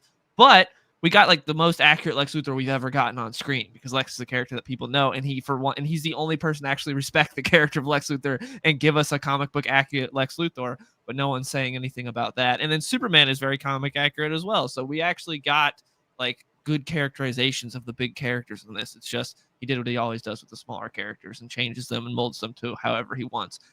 But I thought Superman was good. It's not the greatest movie I've ever seen, but I liked it. I thought it was pretty good. I remember someone tried to light Dylan up in the comments like last week and the week before, being like, "How can you say that Superman was a good movie?" And I'm like, dude, come on, we all have different tastes here. It's all good. Art is subjective. Yeah, It's like I'm glad you enjoyed it, man. I approve people lighting up Dylan in the comments after throwing shade at the audience. What are you doing, Dylan? I agree with Great Dylan. comic book YouTube. I didn't throw shade. I said this is more negative than everywhere else as far as Superman goes. That's not throwing shade. That's just stating what I'm seeing. Is I'm saying like I'm seeing more negativity towards Superman than like other spaces I'm in. Yeah. Carlitos Figueroa, Scott Snyder's Batman portrayed hard-earned victories, especially with the Court of Owls breaking him. It was horrifying, but he rose above it and found the strength to fight back. Well written. He was lucky to have Greg Capullo for that entire stretch. I mean, that was a great battery pairing. Court of Owls is so good. It is. And that was when Scott Snyder was doing like real street level character studies rather than just making everything cosmic. Yeah. Bat God. He kind of took what Grant Morrison did with the Black Hand and made it way better. Mhm. I really liked what he did with the Court of Owls. That was really cool. Batman gets lost in that maze. Oh man, it's so good. I liked Super Heavy. I liked when the flipping of the values. I loved when Jim Gordon went into the bat suit. He stopped smoking. He got back into shape, kind of thing. I really like that as a middle-aged man, seeing like a middle-aged hero that I can identify with. I like, and then the end of it too. Batman kills the Joker. It's He like got we're into a always talking giant about. mecha bunny costume. I love it. Sully's the only one who likes him. Weird jarhead haircut. It was like Great. Yeah. I felt like it was like, is this Jim Gordon from another unit? It didn't feel organic. It didn't feel like it was the Jim Gordon that we knew. I did not like that at all, and I hated that bunny suit. That bunny suit was atrocious. Bad Bunny was awesome. Bad Bunny. that That is suits a great name for a hero, dude. Bad Bunny. That's the name of a bad Puerto Rican rapper. Yeah. Yeah, he was in that. He was Very in popular. talking about mediocre movies. He was in that very mediocre Happy Gilmore too. He's Happy also Gilmore 2 was fine. he's also in Bullet Train though, which was very good. Oh, he was good in Bullet Train. Yeah. Jim, even you have to agree that Court of Owls is pretty dope. Yeah. After that, though, all of a sudden, Batman didn't remember 80 other secret organizations, but that wasn't Scott Snyder's fault. He ended up doing great, and then everybody else wanted to join in, like, oh, Batman didn't know about this, Batman didn't know about that, and it started getting to the idea of losing the city every time. But he fought back, and it was really good. I do like at points Batman not realizing or not believing what is going on is real, and then actually coming to the realization that he doesn't know everything, but it got wacky later. But yeah, it was good. Bat Bunny, though, some of the Bat Bunny stuff was okay, but that costume was terrible. And then the whole DC universe was falling apart at the end of New 52 and DCYOU at that point, which made it even worse. So that was tough. At one point, we had Superman without powers, not Batman, having Jim Gordon in the Bat Bunny suit, and then Wonder Woman wasn't great either. So the Trinity was really struggling. I thought Wonder Woman was great. The Azarello Chiang stuff. That was after that. That was way. That was at after the that. beginning. That was like Yeah. for 30 issues. We had the Finches at one point that people forget Oh, about, okay. and a Yeah, bunch yeah, of other things. Since the Azarello stuff, and then Rucka was pretty good when Rebirth started, but then he bailed, and those are like the two only things that were good. Everything else has sucked. But, Well, Rucka tried to get Frank Cho in trouble. You know. yeah. Also, it was funny because Rucka gets hired to do a bi-monthly book, and then complained after a year that it was a bi-monthly book. I didn't realize that I've been doing a bi-monthly for a year. You would think he would be excited to write a bi-monthly. Yeah, exactly. Yeah, he did it. Hey, the Azarello I Chiang do- stuff just got re-released as a compact version for $10. I'm getting it next week. I do want to Right. put out a little shout out to Monkey Jeeves for recognizing that Dylan is absolutely the biggest nerd on this panel. Everybody else is cooler than him. Eat that, Dylan. You think you're better than me? You Dylan, think you're I cooler think- than me? Dylan, I think you being the biggest nerd on this panel makes you the coolest person on this panel. Yeah, I would agree. I'd say in this space, being the biggest nerd is a compliment. Now I just Mikey, look down on all damn of it. you. And meeting you in person, I know that you might be the tallest person on this panel. So, gee, you got that going for you too. Guns too. You can be on the gun Jim's show. like 6'8". like absolute Batman size, dude. At the con, we rode on Dylan's shoulders as if he was Treebeard, just so that we could see above the crowd. Yes. I hear he kicks babies too. Baja Cat. But if you let Tom King write a live action Spider-Man instead of Batman, you get live action Paul. Imagine the fuckery, Aaron. Oh, live action Paul. Who would you cast? Chat, tell us who you would cast as Paul in a live action. Pedro Pascal, of course. Pedro Pascal. Oh my God, you're absolutely right. Bad Bunny. Who would wear sweatpants and a colored shirt at the same time? The thing In a is, I'm man telling you, bun. the thing is, Paul is jacked. When you see him at points, I Sometimes. actually think that it could be Roman Reigns. Just get him with that top knot Yeah, going. that works. I think it's definite. I think that's it. I think you go Seth Rollins. Seth Yes, Rollins Seth would be Rollins good too, out of both here. of them. Well, but that Seth is Rollins like is that much of a voice. bitch to do it. So Well, he's got Yeah. the annoying voice. He would totally fit Paul. Like people would like see him on screen and hate him. So yeah, you would absolutely work as Paul. Yeah. That would be something. Brandon And- Cortez. Jim, and- what's more painful, reading Absolute Martian Manhunter or your Stairfall? Probably Absolute Martian Manhunter. That hurt my head more than hitting my head after. Just give you a Are you, Jim? Are you not a Denise Camp fan? I'm not a Denise Camp fan, and I because I don't smoke pot nonstop. Allegedly, I was just like, that. Come on, me and you. guys. From anything I read from Denise Camp feels like, I remember my first joint. Yeah. Yep. I said I got blocked by him on Twitter, but I was so upset because I missed out on his daily ruminations of what him and his buddies in school classified their pot sessions by. And I was like, I don't even know what the hell I'm reading here. And then Absolute Martian Manhunter, I'm not a fan of the art. And I know people The are art like, is oh my God, spectacular. it's not my style. I like something that I actually can see what the That's hell the is problem. You going got on. no style, Jim. Well, shit. maybe. You don't see a nuanced, egalitarian, erudite approach. Jim. Yeah, but again, I need a story, and it's just pretty much even this last issue that falls apart and doesn't explain most of the things that were kind of interesting in it. The idea where you get these weird plays that are just random thoughts. They enter the story and then leave the story without any sort of anything. And then at the end, you're just like, all right, what the fuck? Kind of like a did I read? pothead talking about all those great ideas. What as happens? it's Every wearing off. idea is the next best thing, and it just doesn't play out very well. But You ever read Tom King? I had to on talk about it weed? for like an hour. I was talking about that. You thing. talk about Absolute Martian Manhunter for an hour? Yeah, it was about an hour. We were talking about it on the podcast. Yeah, it was tough, but we were going. How do you through have that some the kind things. of? How do you have that in you? Wow. I don't know. But it ended up where you have that 6 issues, and now it's going to go on a hiatus till December, I believe. Who's going to be reading it then? And it just ends up. It's one of those books that you end up where somebody will say it's the greatest thing they ever read, and then they can't go back.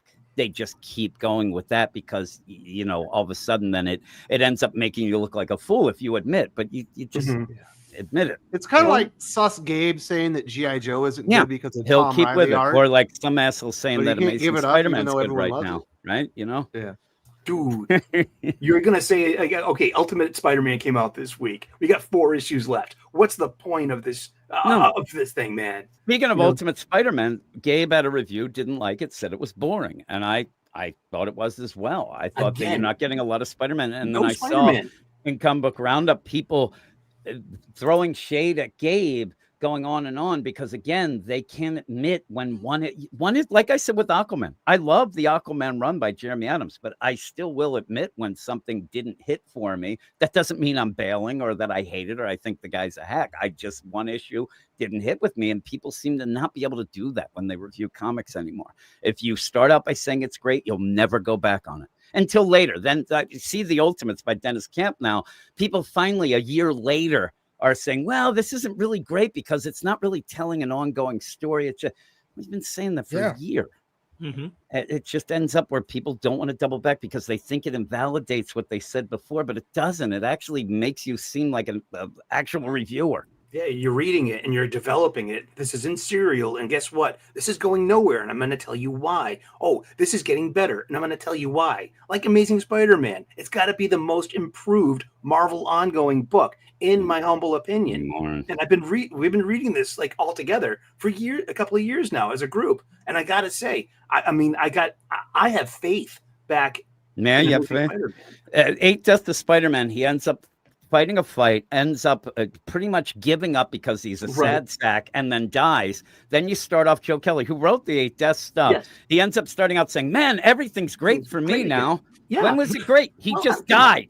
And then he gets depressed, doesn't want to fight. He's retelling that story mixed with what we had at the beginning of the Zeb Wells deal with the mystery box bullshit of what's going on. Mm-hmm. It's nothing progressing. It is fucking bullshit. Mm-hmm.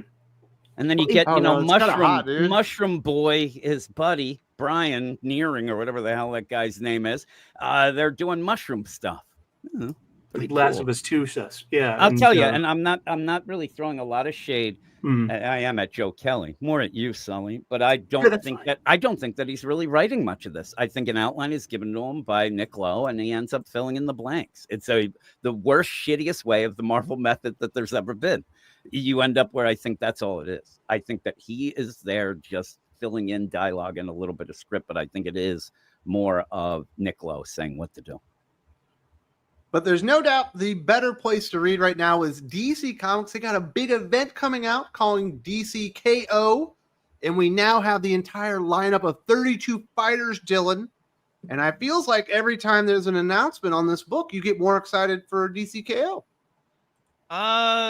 This roster is a little confusing. There's some, again, throwing Harley in there is retarded.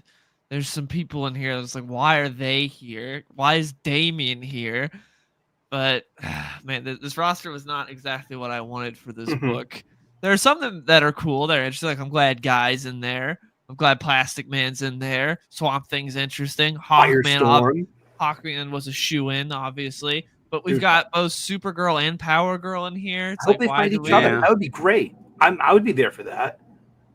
Like Plastic Man's going to fight Lobo. I'm down for that. I do love, out of all the Flashes, having Jay Garrick. I think that's great. Yeah. Instead of getting Barry Wall, we got Jay in here. I think that's cool. Etrigan is a cool pick. But again, we got several members of the Bat family where it's we could have just had Batman, maybe Nightwing at most if you wanted one other. But I don't think we need Batwoman, Jason Todd, and Damian in here. It's just there's not the best roster, but there are some cool picks. And Firestorm, man, I'm a huge old school Firestorm fan. I want a Firestorm book so badly. Hopefully, including Firestorm. Don't worry, Sully. They're gonna give it to Tom King. You're gonna get one. Yeah, take that back, man. We got Captain Atom also, which was a cool pick. Happy to see. Don't him let Tom King get near him. He makes Captain Atom a bitch every time he shows up. I'm surprised we don't have Gotham Girl show up. He did that to Captain Atom, didn't he? Oh, yeah. At the very beginning, yeah. Remember, a while ago. Gotham Girl just walloped him, and then he did it again in another one of his books. I can't remember what it was that he ended up making him a bitch again. He just doesn't like the character, I guess. I was just watching the Justice League Unlimited episode where Superman fights Captain Atom, and Captain Atom's really taking it to him. And I was like, man, Captain Atom is so good when you get somebody who actually respects him at his power level and treats him well. He's such a fun character. Yeah. But I'm not surprised that there's all these characters here. I'm more disappointed that they went with these picks. But it's not really surprising to be of course, they threw Harley Quinn and Damian and Jason in there. It'll be interesting to see, because I don't think they've announced exactly how these characters get chosen, because it'll be really stupid if they're all right, every single person's a member of the Justice League right now, because that's how Justice League works currently. And they're we're going to choose our best. And they're Harley, Damien. It's like, okay, maybe that's not the way to go. I got a feeling Guy's going to get knocked out. I say in the 90s, if you would have told me that there would come a point where I would be like, I would be fine if I never saw Harley Quinn in a comic again, if she was just erased from existence. I wouldn't have believed you, but here we are, and I don't ever need to see Harley Quinn again. Ever. I agree. There needs to be a ban to where if your name isn't Paul Dini, you're not allowed to touch Harley Quinn. She's off limits. That needs to be a rule at DC. And Star Sapphire's in the mix too. I wonder how Carol will do.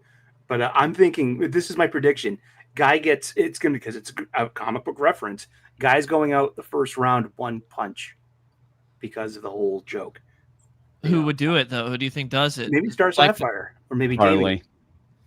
It'll be Harley. Yep, Jim's right. I could see that. Are there any matchups here that you guys are excited about? Potential matchups between all these guys? I haven't seen many of the matchups. Are the matchup is the first round? No. I'm just saying, like they haven't said who. I don't think they've put out the bracket, but I'm saying if you were the matchmaker, like who would you like? Because like Hawkman Lobo would be really cool. Firestorm Captain Atom would be cool. Oh, that would be cool. Sick. Firestorm Etrigan, I think, would be cool. I saw Snyder dropped a solicit for issue 2, so I know that Plastic Man's fighting Lobo, and I think that interests me greatly. I mean, that's going to be a good fight. Speaking of Paul Dini, he is at the revived under new management Long Beach Comic Con this weekend. So if you guys are in California, Jeremy Adams is there too. Yeah, well, of course Jeremy Adams is there. I don't think there's a convention that Jeremy Adams isn't. Jeremy Adams not at Emerald City Comic Con. I can tell you that. He's not a Dragon Con because you need to say his name so he'll appear. But yeah, I see every con I go to, I see Jeremy Adams and Jim's up. Like I don't think those guys go home. That's great. Who's let's see, Cheetah's in there too. That's an interesting one. Let's see. It is funny throwing the martial artists in here though. It's like Connor Hawk, one of the best martial artists. I'm looking at Connor. But it's like, what's he gonna do against Swamp Thing? Like your kung fu is great, buddy. What are you gonna do here? You know, it's just some of these picks. Interesting. Are there any villains in this? I haven't seen the lineup. Yes, there's several. There's Lex Luthor, Cheetah. Who else is in there? Yeah, Starro. King Shark. Is that Starro or is it Jarro? Yeah, it might be. If it's Jarro, that'd be hilarious. I think it's Jarro because one, it's Scott Snyder, and two, he looks smaller in the picture. So if it's Jarro, then you got problems with him. That's kind of funny though. But yeah, other villains. We've got Barda in there too. Gigana. Yeah, Deathstroke in there. No, Deathstroke's not in there. Isn't he dead? No, he's back. He's back. Okay, he's back. He had some comic book death. Yeah, he died during like Dark Crisis on Infinite Earths. Yeah. Crisis. Barda being in there interests me. Yeah, Barda's a cool pick. Love Barda. Yeah. There's some interesting picks in here. Then there are some others where it's just like, why? Mm-hmm. You're not excited for the Lobo versus Plastic Man fight? No, I'm excited Sully for that. Can't wait. I think that's cool. Do you guys shout out to Brandon in the chat? Do you think Harley Quinn is going to use a fart attack in might? That would be fartacular. Well, her new MO? According to Tom King, though, she can take out the Trinity easy, so she is a threat. Also, he thinks she has a neurosurgeon degree, or he did a bunch of shit with her that's completely ridiculous. But yeah, she could take out anybody. God, I hate Harley Quinn now. She shouldn't hold a candle to any decent fighter in the DC universe. No, remember in it's one of the animated movies where she comes at I think it's in one of the like the ones that's set in the Arkhamverse where she comes at Batman and with her hammer and he just like grabs her by the face and just throws her backwards. That's Harley Quinn. That's literally like in the first like 20 minutes of Arkham City, the game, like she flips at you and comes at you. You just hit one button, you take her out. Yeah, which is how it should be. Yeah. But I think this DCKO has a chance to at least be fun, and that would be a good change. Yeah, as long as they don't get too ridiculous with some of the stuff and try to go too deep, it could just be a really fun brawl. It could be really cool. Especially because they said like each member gets one like item to bring in. The Superman's got like sun brass knuckles. So I don't know what everyone else is gonna bring in. Doesn't sound like a Superman thing. I feel like it's gonna Superman just beating the shit out of somebody with brass knuckles. Knuckle Feels dusters? really wild. Yeah, that's what he's got. He's got like sun brass knuckles is what he's doing. But Snyder's done that before. In Dark Knight's Metal, Superman had the knucks. So it's like, all right, here we go. Yeah, But I'm still like kind of, I'm more cynical about these things than you guys are. But I'm still kind of interested in this. yeah, It could be it'd fun. It should be at least decent, and they're not spinning it out and overwhelming the line. Although Justice League, I think Superman is Flash. Flash is They're doing a tying into Flash it? one, yeah, because Mark Waid is teaming up with can't remember who for Christopher for can't Flash write one. one-off. Can't- Yes, that's it. That's right. Oh, But the it's not negativity. Overtaking everything. Yeah. And if it's bad, you can just read Green Lantern and Aquaman and Batman and Robin and not have to worry about it. Remember when Christopher Cantwell put Thanos and made him drive a little tiny car? Do you remember that? Oh, the Well, That Thanos didn't, copter. that didn't take away any threat the character had at all. Are you going to be up for this one, Jim? Or are we going to do what is it? We used to do the event wrap-ups. Oh, yeah, we haven't done that in a while. There hasn't been really an event. Yeah, I'll be reading What are you them. talking about? You Yeah, guys One need to World wrap Under up Doom. One World Under Doom. Yeah. I think it goes till February. Yeah, I was going to say, does that end in like 2028? Never. I, an event. Yeah, I'll be reading them. But I'm not exact. It's one of those. It seems goofy, so it might be fun, but I want to see who all is involved in and the matchups and things like that. But I wish there was more villains. I wish there was less of some of these characters here. Like Dylan said, like Power Girl and Supergirl. Like you don't need those two. Like get some better things going on here. But what if they fight each other? I think that's obvious. I think that would be fun. Jim, what if they kiss? Didn't I? All of a sudden, you end up we have boob window versus maybe we'll just get two boob windows. Then it'd be pretty cool. I love it. Yeah, Supergirl grabs a beer can and crushes it over her own head. Be awesome. Little sign of intimidation. No, Starts she's now alcoholic. shotgunning beers. And the goes one down. thing that she brings in Just is a kendo Stone stick. Cold She's, Supergirl. She comes out to Metallica, and her Sandman. Yeah, we'll have all that. That'd be great. Come out in a big beer truck, start doing crazy shit. See if they do that, I'll be in. That'll be fun. Which character's item is going to be a Zamboni? Oh, who would it be? Be Captain Cold. Yeah, I'm like that would be great. I'm looking at these. I'm like, who's Canadian here? But yeah. Again, like Connor, he'll probably just end up fighting Damian. They won't want to fight, and they'll end up like shaking hands because they're friends. And I don't Damian know. would fight him. Yeah. Damian lost the last tournament. So. Yeah, he did. That's the big thing, and they could play that. That would be pretty cool. But yeah, Williamson's only doing the Batman miniseries, right? I would, yeah, I think so. But I would love for some just mismatches in the first round and all the favorites win. I'd love it to be like, all right, Damian, you're going against Etrigan. Good luck. And Connor, take on Swamp Thing. They just get wiped off the floor instantly. That would be great. I wish they'd see him get fucking mollywopped in like the first round. Yeah. Which characters are the Barry Horowitz of this?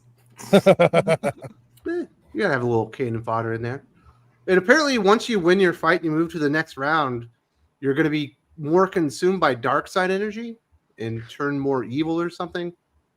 Yeah, when we talked about DCKO initially, like, I don't know, however many weeks ago on the stream, I was saying that my prediction was I think Superman's going to throw and figure out an outside way to beat Darkseid. Because right now they're saying the only way to beat Darkseid is you got to do this tournament. You got to accumulate this Darkseid energy to match his energy and get big and fight him. And like, doesn't sound like the way Superman would do things. I could see Superman throwing his round one and then figuring out another way to beat them, because this is supposed to be a more Superman-centric book.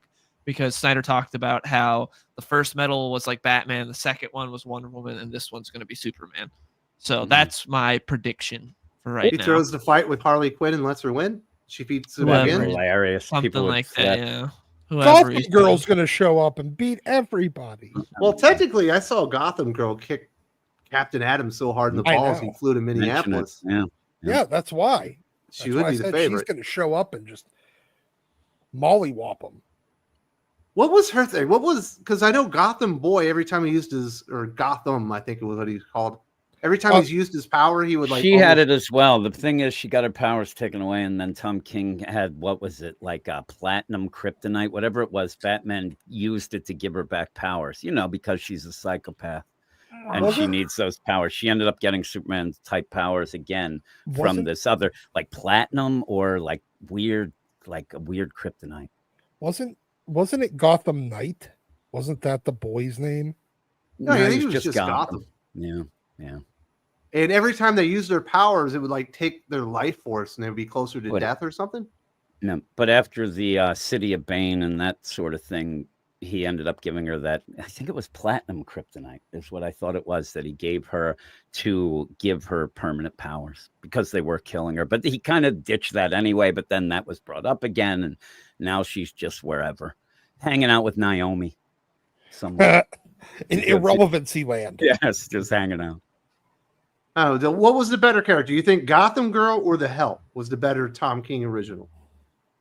The Help was better than Gotham Girl. Though with Gotham and Gotham Girl at the beginning, it was kind of a neat concept of the idea of buying powers, but then they were killing her. But then he kind of just did nothing, and then it got all convoluted. But The Help was pretty cool. Don't like that detective that cursed a lot, though. You know, Detective Effer or whatever that. I hated her, but The Help was okay. Yeah. He hasn't created a lot of memorable characters. No. Thankfully, he's not involved with DCKO. Yeah. They kind of leave him out of the events now. Now that was what they call now the crisis of what's it called? Heroes in Crisis was DCKO because it fucking knocked out half of the fans. God, I love having Jim back on the panel. Well, yeah. Hopefully, everyone enjoys Jim. If you like Jim, make sure to go in the comments and say, "Fuck, we want Jim back more." Feed me. He's here. You got to feed the ego. Let him know that you love him. We need to protect Jim. We need to wrap him in a bubble. Yes. Keep him safe. Please. So I guess we could get into some comic book recommendations as we wrap the show up. A really interesting week here this week, Dylan. I know you had an enormous pile. Obviously, you went to your comic book shop, picked up your pull box. What was it, like 8 or 9 books this week? Yeah, there's a lot of good comics that came out this week. So like I already mentioned, The Knives, New Criminal graphic novel from Ed Brubaker and Sean Phillips. It's the biggest one they've done yet. It's really good. Highly recommend. They don't miss. We got Robin and Batman issue number 3. Again, it's only out physically. If you read digitally, it won't be out till September 3rd. But it's really good. They stick the landing. I liked it a lot. New issue Superman was great. I really enjoyed it a lot. I like what they're doing with this current arc. It's really good. Green Arrow, I'm still enjoying what Green Arrow's doing. We got some great moments here. I really enjoy this book. Montos is killing it, and I like what Chris Condon's doing. We talked about this earlier. It's good. It's not a huge, strong recommendation, but I liked it, and it's kicking some things off. It was interesting, but not the greatest comic you could read this week, but I liked it. Green Lantern around the same, where it's like it's good, but it's not as great as it has been. It's still overcrowded. I want to get back to Hal. I want to get back to just being about Hal. There's so many damn people in this book. It's like we have Green Lantern Corps for a reason. Throw those people in Green Lantern Corps. But it's still good, and it's still worth reading. New issue of Geiger was good. I like the fill-in artists we have. The fill-in artist did a good job, because generally when Gary Frank's gone, it's like, it's a little disappointing. But I liked the fill-in artist here. Geiger was good. Shredder number 1, I enjoyed. We talked about how comics don't kick off with action anymore. This one did. Very beginning is Shredder going to his old base and just killing almost everyone. So it was pretty cool. And he's a very weathered Shredder because he's been through a lot. So he's not at the top of his game. But I enjoyed it. It was good. And then it's kind of weird that he teamed up with the FBI. Well, he gets captured. Yeah. Because again, it's a weak Shredder. Shredder working for the feds.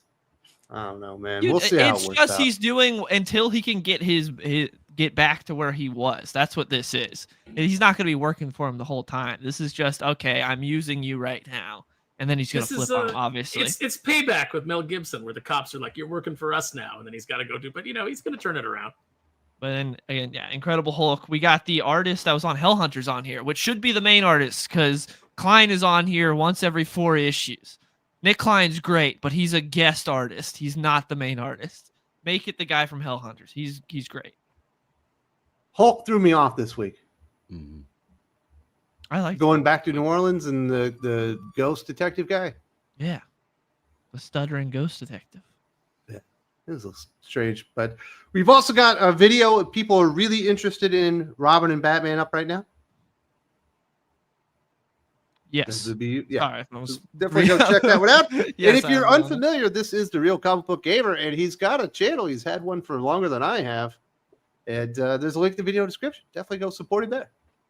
Thank you. Great stuff. Who else we got? We got Jim returning. Are you recommending any books this week? Yeah. I'll go Superman and Green Arrow. Those are my 2 recommendations. They're pretty good. But that's about it. You don't want to recommend Mortal Thor? No, Mortal No? Thor is not being recommended by me. Maybe Sully, but not me. No, There's a chance no Sully Marvel, does no Marvel. The Thing was okay. It was fun enough. It was probably my favorite book at Marvel. It still wasn't great, and the whole story's kind of a nothing thing, but it was okay. But Green Arrow, I did like, and I'm liking more and more as it goes on. And that's kind of rare these days that a book gets better and better. And like I said, Superman was really good. So I like that. So I fell off of Green Arrow at the end of the Muddy River Killer. Or whatever Yeah, Freshwater Killer. Yeah. Yeah. And felt like he was just kind of being boring there. So I made a mistake. Yeah, it's good. It's a Roy story that's pretty good. And it even in this issue, you have Leanne and Roy talking, and Roy basically saying, like, yeah, he had his problems with addiction and stuff before, but that was his decision and his decision to get off of it. But then this new Crimson Archer comes in and he's overdosing people, and it ends up making him like really upset. I mean, it actually gave it another level of him saying, this guy did that to me and I didn't have a choice, and it's ridiculous. And he's really mad, though. At one point, Chris Condon does make it seem like Roy's going to jump off a building ledge. I was like, oh crap. But no, it was nice. It was good. And I like this Green Arrow who's just, I don't know, he's over the top at points, but I do like him beating some ass, and I like it. I think it's great. He confronts Crimson Archer at a point, and the guy's like, what? Who? And he's like, it's Green Arrow, dumbass. You're in Star City. Who else? Yeah, exactly. It's great. Yeah. There was a funny part earlier, too, in the other issues where they're telling Oliver, listen, this guy overdosed, and Oliver can't get the idea that it's just a diagnosis the doctor's giving. He's not saying he's not a user. Yeah, like, he's like, back up, buddy. He's like, I'm just giving you the diagnosis. I don't know what he does, whatever. It was pretty funny. But Oliver's been good throughout. He's been kind of funny in a way of almost being like he thinks he's like a Batman type deal, and then it plays up well. But you get the, a really good play of the love between Oliver and Roy, and it plays out pretty well. He brought up an old Silver Age villain for this that was used like once, so it was pretty cool. Yeah. So it's pretty cool. I'm a big Arsenal fan. I should probably do that then. Yeah, I think you'd like it. Yeah. It's really good. Very nice. Sully, what garbage are you recommending this week? I got a full stack of comics from my local comic book shop. I also got my first Ripascend book. I got The Mighty Golden Patriot by Yellow Flash, and I got the Reenie foil cover. And I haven't gotten into it yet, but I just opened her up, so I'm looking forward to checking that out. I got 8 floppies this week. A couple of Marvel books. I got Ultimate Spider-Man 20. It's not disappointing. It's good. I mean, it's not much to complain about, but again, it's just people sitting around eating dinner and talking. There's one punch thrown in this entire book, and again, Peter's not in a Spider-Man costume, doing Spider-Man things. So, I mean, it's I don't know what to think. I got a lot to complain about that book, but that's not the point. I got Incredible Hulk 28.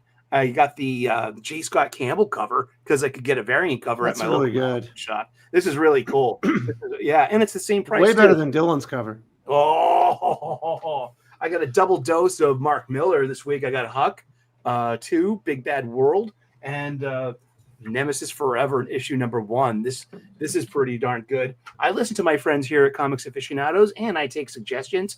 I got Ghost Pepper number 1, second printing, just came out this week. Pretty good book. I really liked it. Thank you for the suggestion, guys. I got Rites of Spring, Beneath the Trees Where Nobody Sees, and I got a great variant cover. I love movie parody posters, poster parodies. Why is Perch on the cover? Hey, Waka Waka. It's good. This is a good book. It's Natural Born Killers. This is Natural Born Killers. Yeah, this is great. I love these. This is so clever, and it's a really good book.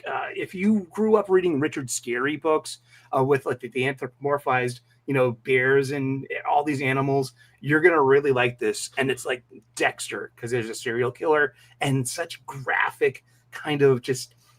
It's really good. So well done. I loved Green Lantern 26. I don't know what Dylan's talking about. V. Ken Marion is nailing this, and the colorist is so good too. But I love V. Ken Marion's like cartooniness. And he's really well suited for this book. I'm having so much fun. But my pick of the week. I agree with Dylan. Of course you do, Jim. My pick of the week is Superman 29. I am the world's biggest Superboy Prime fan. I love that character, and he's all over this book. And it's got. I'm one of the bigger Legion fans too. This is I've been on every issue with Joshua Williamson. I will stick with this title as long as he's on. This was good. This was fun. And those Dan Mora owned that book. Yeah, I agree. To another level. I love Legion of the Superheroes tales. I love how they're bringing in all the different versions of the Legion. They even got Bendis's Gold Lantern. And guess what? Williamson and Mora made him cool. He's only in a couple of panels, but still. That's one of the better A covers I've seen in comic books this year. Yeah, and also I saw the variant cover. It had a Virgin cardstock variant cover, and again, it's one of these lame ass cardstocks just stapled over the A cover. How is that a variant cover? Dust fucking cover. Don't get that. That's such a jackass move. Yeah. But thank you so much, and everyone out in the chat, the world's best chat out there, and hanging out together, talking about funny books. Yay! Really nice. Sparrow, you got any comic books to recommend? Well, I haven't been to my comic book shop. Have not picked up anything new this week. I am happy that I have not yet gone though, because now that Sully tells me that Superboy Prime is in an issue with Superman, I'm definitely grabbing that because I love Superboy Prime. You should get the one before where he shows up the first time too. All right, I will. If I would have known, I would have done it. So I'll go pick both of those up. My recommendations this week, I'm going to recommend Naughty and Nice. It's on Kickstarter right now by our good friend Drew Marant Michaels, teaming up for that. We did the launch stream here on Thinking Critical. Wes, you were generous enough to let us do that. And the best chat in the world, as Sully said, responded. We made more during that 2-hour live stream, on the launch than some crowdfunders that have big mailing lists were able to do during their entire campaign. So, that's because of you guys. Right now it's sitting at just under 20,000. It's looking really, really good. Like I said, I'm the editor on the book. I've read it. It's great. Drew's killing it. The art is gorgeous. It's a lot of fun. I think that's really good. And then I just want to shout out some of our other independent friends out there. We got Phenomenova still in its funding stage. So, go out there and check that out by Von Coleman. Go check out Fiendish by Rena Draws. I backed both of those this week. Dude, Von Coleman broke 5 figures this week. Yeah, he did it. Awesome. I'm so happy to be part of that. I went to back Fiendish. I've got to go back in and do it. I had to cancel my pledge because you guys got to be careful on Indiegogo. Indiegogo tries to sneak in a tip for themselves. It doesn't go. Rini can't control it. The people that are on Indiegogo can't control it, but they try to sneak in like a $6 donation to themselves. So that happened to me. I hit buy just as I noticed it, and I was like, oh no, this is bullshit. And so I had to go back it out. And I've got to go and rebuy. So just be careful when you're on Indiegogo. You don't have to worry about that on Kickstarter, but Indiegogo's being shady. Very nice. Did you read Transformers 23 yet? I have not. Oh my goodness, this game. I've been working, Wes. I've been working. No one will love that book more than you. You will cry. Will I cry? Grown man tears. Get me like hot, salty grown man feels, as the kids say. Yes, it will hit you right in the feels. Dylan, do the kids still say the feels? Occasionally. Very nice. Last but not least, Doc, are you recommend any books? You know what? As a matter of fact, I am. First of all, but I am going to recommend you all guys all head over to the Patreon or to the channel memberships and check out our full review if you can of the we reviewed X-Men 21 this week. I am going to recommend that you watch the review before you consider buying. And what's that? That's going to be Monday. Yeah. Yeah.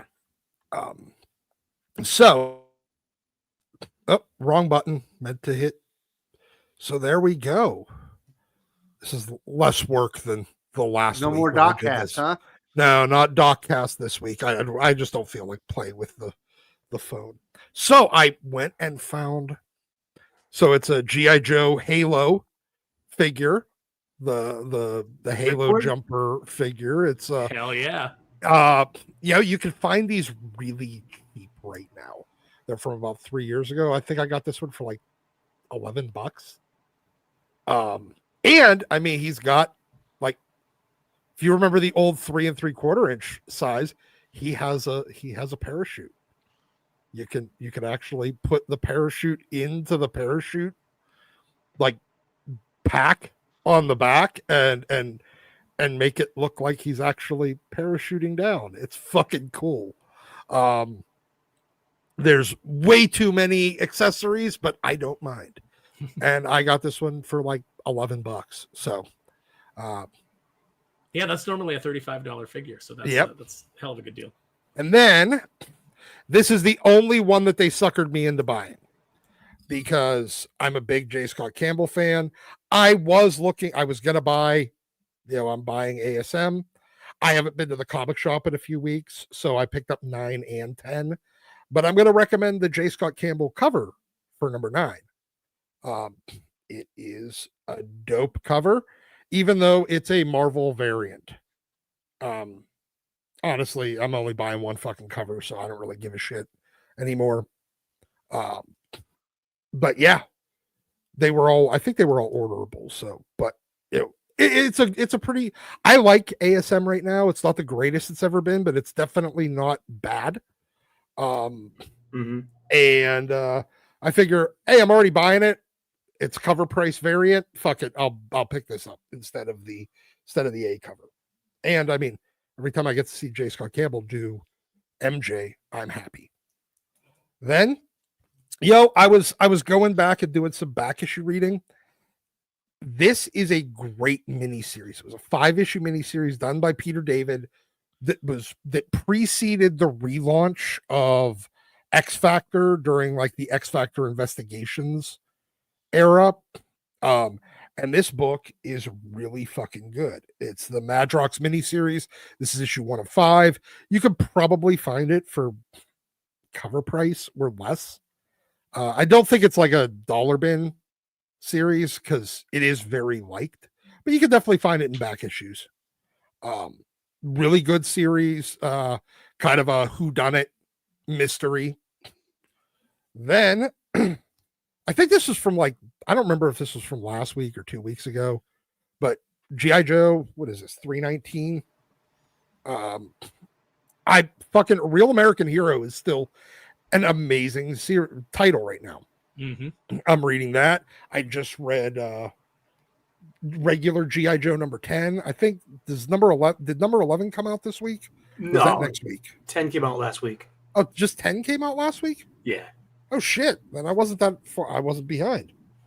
Okay, that is a great book as well. I'm not I didn't grab it out to recommend it, but definitely go check out the regular G.I. Joe book. But Real American Hero, amazing. And then we will go with something kind of fun. So I don't know which one's which off the top of my head, but it's X-Men 28. First appearance of Banshee. One of these, as for those of you that did watch our video on new collectors and what to look out for and stuff, these books look absolutely identical. One of them is the original printing. One of them is the J.C. Penney reprint from like 1992. So, let's see. This one here is the original, and if you look up, I don't know if you can see it where the Comics Code Authority is. There's a little bit of a shadow of the white where the black, the printing's not matching up where the white and red meet. There should be a black line. This one looks perfect. This is the reprint that I'm showing you right now. I leaned in when you held it up. Like I was like to see it better, like as if that was going to work. Yeah, I know. So there you can see, can you? where the white isn't quite matching. So, but for those of you that are new collectors, learning those minor distinctions, and I mean, obviously, if I open the book, it's going to, the indicia at the bottom of the opening page will tell me. But hey, something to look out for. There you go. So those are my recommendations. And I recommend, if you are a new collector, wow, Jim's centered on Jim took over the channel. If you are a new collector, go and check out our video from the other day on tips and tricks for new collectors, so you don't get burned on making mistakes. So Dylan, somebody's asking about the Superman versus Lobo book by Tim Seeley. What did you think of that one? I can't remember it. I only read the first issue. I remember it being okay. I remember there was some dumb thing with social media in that. I can't remember. I only read the first issue of it. But I remember just being like, it was fine. It was okay. Yeah, I can't remember the book, but I'm certain that I read at least the first issue because it would have been Superman versus Lobo. But I'm sorry I couldn't be more helpful on that one. But I hope everyone is having a fantastic weekend. The first weekend of college football, kicking off the NFL next weekend, and we are having a good time doing all the nerd stuff, and we will see you next Saturday. Hope everyone has a fantastic weekend. Kneel before Doomface, everyone.